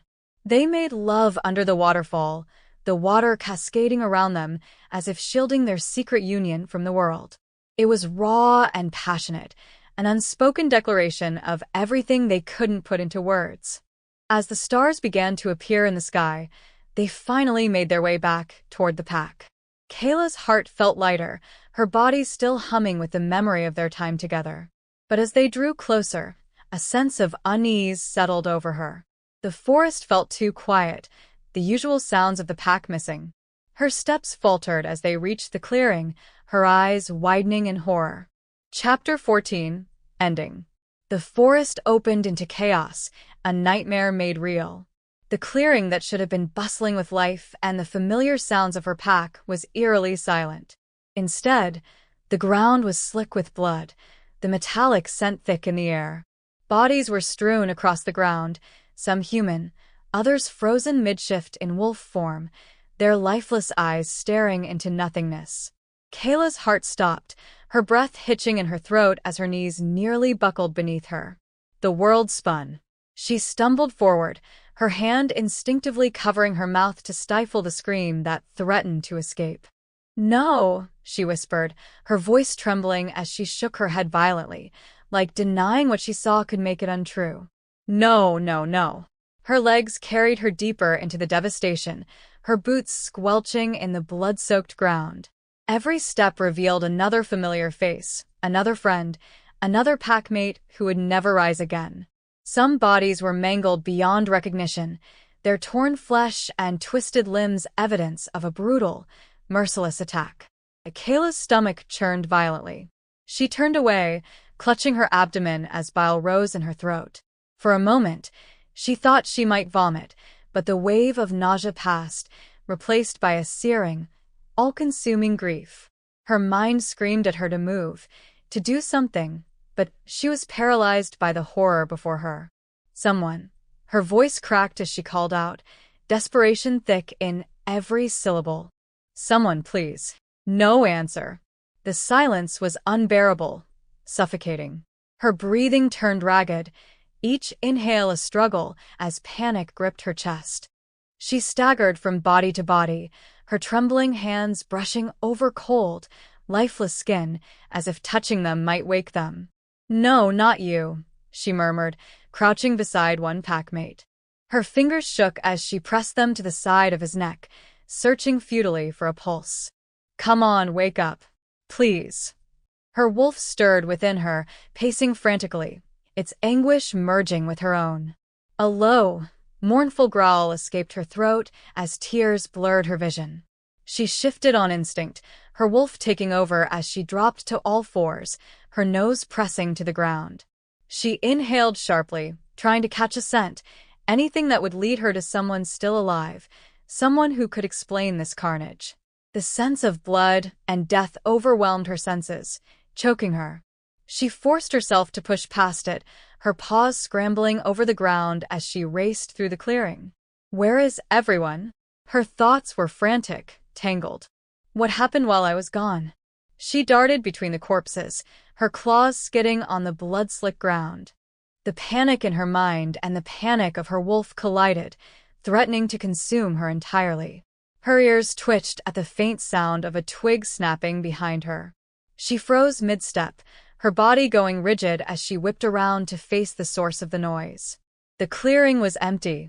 A growl rumbled low in her chest as her wolf bristled, scanning the shadows for movement. Then it hit her, a scent. Familiar, distinct. John. Her heart leaped, the chaos in her mind momentarily quieting. John was here. Relief washed over her, cutting through the panic like a lifeline. Without thinking, she bolted toward the scent, her wolf retreating as she shifted back to human form mid-run. "John," she called, her voice cracking with raw emotion. He emerged from the shadows, stepping into the dim moonlight. His expression was calm, unreadable, but there was something in his eyes, a glint of something dark, something wrong, that made her falter. Kayla skidded to a stop, her relief evaporating as unease crept into her chest. She took a hesitant step back, her breath hitching. "John," she said again, her voice quieter now, uncertain. He tilted his head slightly, his lips curling into a slow, almost predatory smile. His eyes, normally warm with affection, now gleamed with a cold, calculating light. And in that moment, everything fell into place. The blood, the bodies, the devastation. Her knees buckled as the truth crashed down on her like a tidal wave. "You." The word slipped from her lips in a hoarse whisper, her mind struggling to comprehend the betrayal staring her in the face. Her chest heaved as she took another step back, shaking her head. No. No, it can't be. But it was. John's wicked smile widened, and Kayla saw him for what he truly was. Not the man who had held her, loved her, made her feel safe, but a monster who had orchestrated this nightmare. Kayla's legs gave out beneath her, and she crumpled to the ground. Her mind replayed every interaction, every touch, every word that had passed between her and John. The subtle smirks, the moments he'd seemed to hesitate, the countless times her pack had tried to warn her, it all came rushing back like a dam breaking open, drowning her in waves of guilt and anguish. The moment she had overheard him and the vampire talking, was that all planned too? How could she have been so blind? So foolish? The weight of her pack's warnings echoed in her mind. He's a vampire. You can't trust him. But she had ignored them, dismissed their concerns, convinced herself that she saw something in John no one else could. Something real. Something human. And yet, she hadn't seen this. Kayla looked up at John, standing before her.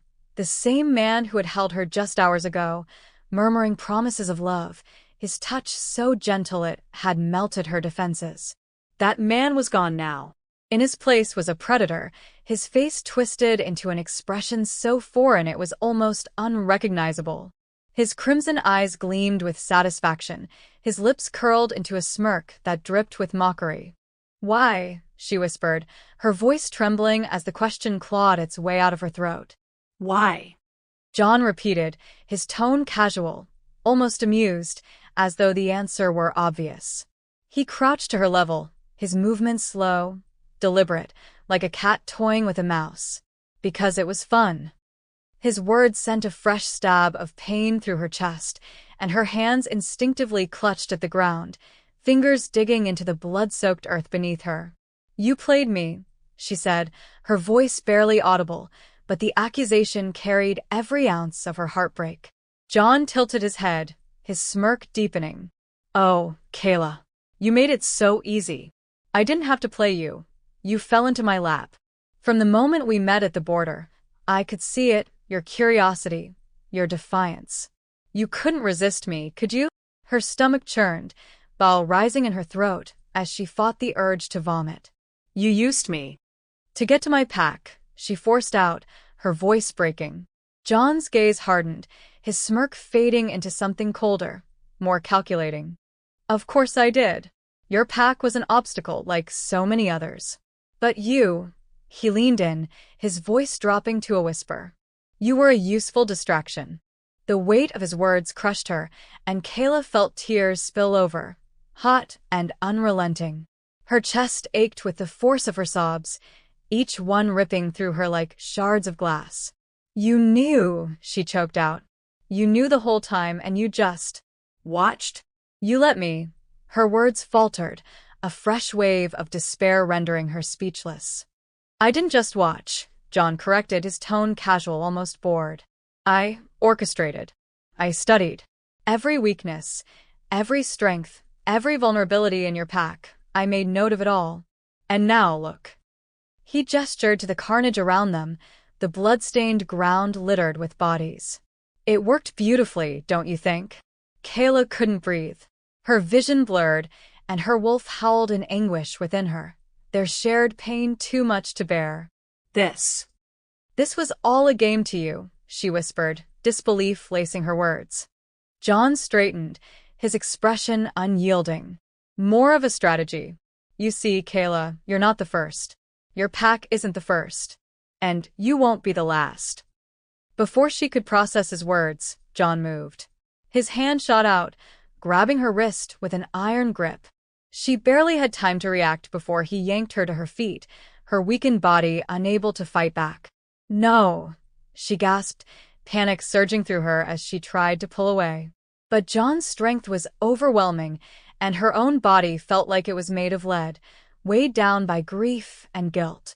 Hush, John said mockingly, his free hand brushing a strand of hair from her tear-streaked face. Don't waste your energy. You'll need it where we're going. John, please, she begged, her voice cracking. Don't do this. He didn't respond, his eyes glinting with satisfaction as he hoisted her effortlessly over his shoulder. Kayla struggled weakly, but her resistance was futile. The world tilted around her as he carried her away from the slaughter, each step a reminder of her powerlessness. Her vision darkened, her mind spiraling as the events of the past hours crashed over her. The faces of her pack, the memories of their laughter and loyalty, flashed before her eyes, now tainted by the horror of their deaths. And then everything went black. When Kayla regained consciousness, the first thing she noticed was the cold. Stone walls surrounded her, the dim light of a flickering torch casting eerie shadows across the damp, cramped cell. The air smelled of mildew and despair, a sickly combination that made her stomach churn. She tried to move, but her body ached in ways she hadn't thought possible. Every muscle protested, her wrists raw and sore from the iron shackles binding her to the wall. And then she saw them. Huddled in the far corner of the cell were other women, werewolves like her. Their eyes were hollow, their faces streaked with tears and dirt. Some clung to each other for comfort, while others sat alone, staring blankly into the void. One of them, a girl with matted blonde hair, looked up at Kayla with a mixture of pity and understanding. Another one, she said softly, her voice hoarse. The realization hit Kayla like a physical blow. John had done this before, countless times. He had strung along other women, used them as pawns, slaughtered their packs, and left them here to rot. Her heart shattered all over again, the weight of her guilt and sorrow threatening to crush her. Tears spilled freely as she buried her face in her hands, her body racked with silent sobs. This was her fault. She had trusted him. She had let him in. And now, her pack was gone, and she was nothing more than another broken piece in John's twisted game. The epilogue 2 months later, the days in the cold, damp prison cell blurred together into a miserable haze. Time had lost meaning for Kayla, marked only by the occasional arrival of a guard tossing scraps of meat into the cell. The women huddled together like animals, their eyes hollow and their spirits crushed. The air was heavy with despair and the metallic tang of blood, a cruel reminder of what had brought them all here. Kayla sat with her back pressed against the icy stone wall, her arms wrapped around her knees. She felt weaker than ever, her body trembling from hunger and exhaustion. Her wolf remained eerily silent, the once fiery spirit within her dulled to a faint whisper. As the silence stretched on, one of the other girls, a quiet but observant woman who had been watching Kayla closely, finally spoke up. "It's why you didn't feel them, isn't it?" she asked, her voice low, but laden with understanding. Kayla looked up, confused. "Your pack. The bond. You couldn't feel them because he used magic. Forbidden magic." The girl's words hit Kayla like a punch to the gut. "John. He soundproofed the place, shielded it from you. That's why you didn't sense anything, your pack's deaths, their pain. You weren't meant to know until it was too late." Kayla's breath hitched as she pieced it together. John had manipulated her every step of the way, ensuring that she was completely isolated from her pack, from any chance of saving them. The reality of it sank in with cruel finality. John hadn't just destroyed her pack physically, he'd cut off the one thing she had left, the bond that tied her to them. In the first weeks, she had fought fiercely for the scraps of food, driven by survival and the stubborn hope that she might one day find a way out of this nightmare. But as the days turned to weeks, her strength waned, and she began retreating into herself. The guards would pass by the cell, their laughter echoing down the dimly lit corridor. Kayla overheard them sometimes, snippets of their conversations making her stomach churn. "She's not coming back," one guard had said one morning, his tone casual, as if discussing the weather. "Yeah, the poor thing didn't last long," another guard had replied, laughing. "Not that it matters. They're all just trophies for the boss." Kayla didn't need to ask who they were talking about. She already knew. The girl they referred to had been one of the weaker ones, her body giving out after days of starvation and illness. Kayla had watched as the guards dragged her lifeless form away, their indifference like a slap to the face. That memory haunted her. It could have been her. It might still be her. For the past week, something had felt off. Kayla's stomach churned incessantly, waves of nausea hitting her with increasing intensity. At first, she had assumed it was from the lack of food or the putrid smell of the cell. But the symptoms only worsened. She had thrown up more times than she could count, her stomach cramping painfully as it rejected even the smallest morsel of food. She had tried to eat once, just once, fighting for a scrap of meat tossed into the cell, but it had come back up almost immediately. She had spent that night hunched over the cell's lone, filthy toilet, her body racked with dry heaves long after her stomach was empty. The other women had started to notice. Whispers filled the cell, their gaunt faces turning toward her with a mix of pity and curiosity. But one woman in particular had been watching her more closely than the rest. Kayla noticed her from the corner of her eye, a woman with sharp features and piercing eyes that seemed to take in everything.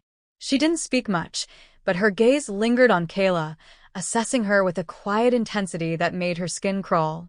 Kayla tried to ignore her, tried to pretend she didn't feel the weight of those eyes on her, but it was impossible. One morning, after yet another bout of nausea, Kayla sat slumped in the corner, her head resting against the wall. Her body felt like it didn't belong to her anymore, every ache and pang of hunger blending into an endless tide of misery. The woman who had been watching her finally stood and walked over. Kayla's bleary eyes followed her movements, too tired to muster any resistance. The woman stopped in front of her and crouched down, her face unreadable. Kayla tensed, her wolf stirring faintly, but the woman didn't seem threatening. If anything, she looked nervous. "What do you want?" Kayla croaked, her voice hoarse from lack of use. The woman hesitated, glancing around the cell before leaning in closer. "Ma'am," she began, her voice barely above a whisper. Kayla's brow furrowed. "What?" The woman's wide eyes met hers, and for the first time, Kayla noticed the faint glimmer of concern in them. "I've been watching you," the woman said, her tone cautious. "Your symptoms. The vomiting, the nausea, the way you've been clutching your stomach." Kayla stiffened, her heart skipping a beat. "What about them?" The woman hesitated again, as if unsure how to proceed. Then, taking a deep breath, she said the words that would shatter what little composure Kayla had left. "Ma'am, I think you're pregnant." And that concludes the end of this audiobook. Please like, share, and subscribe for more, and see you on my next free audiobook.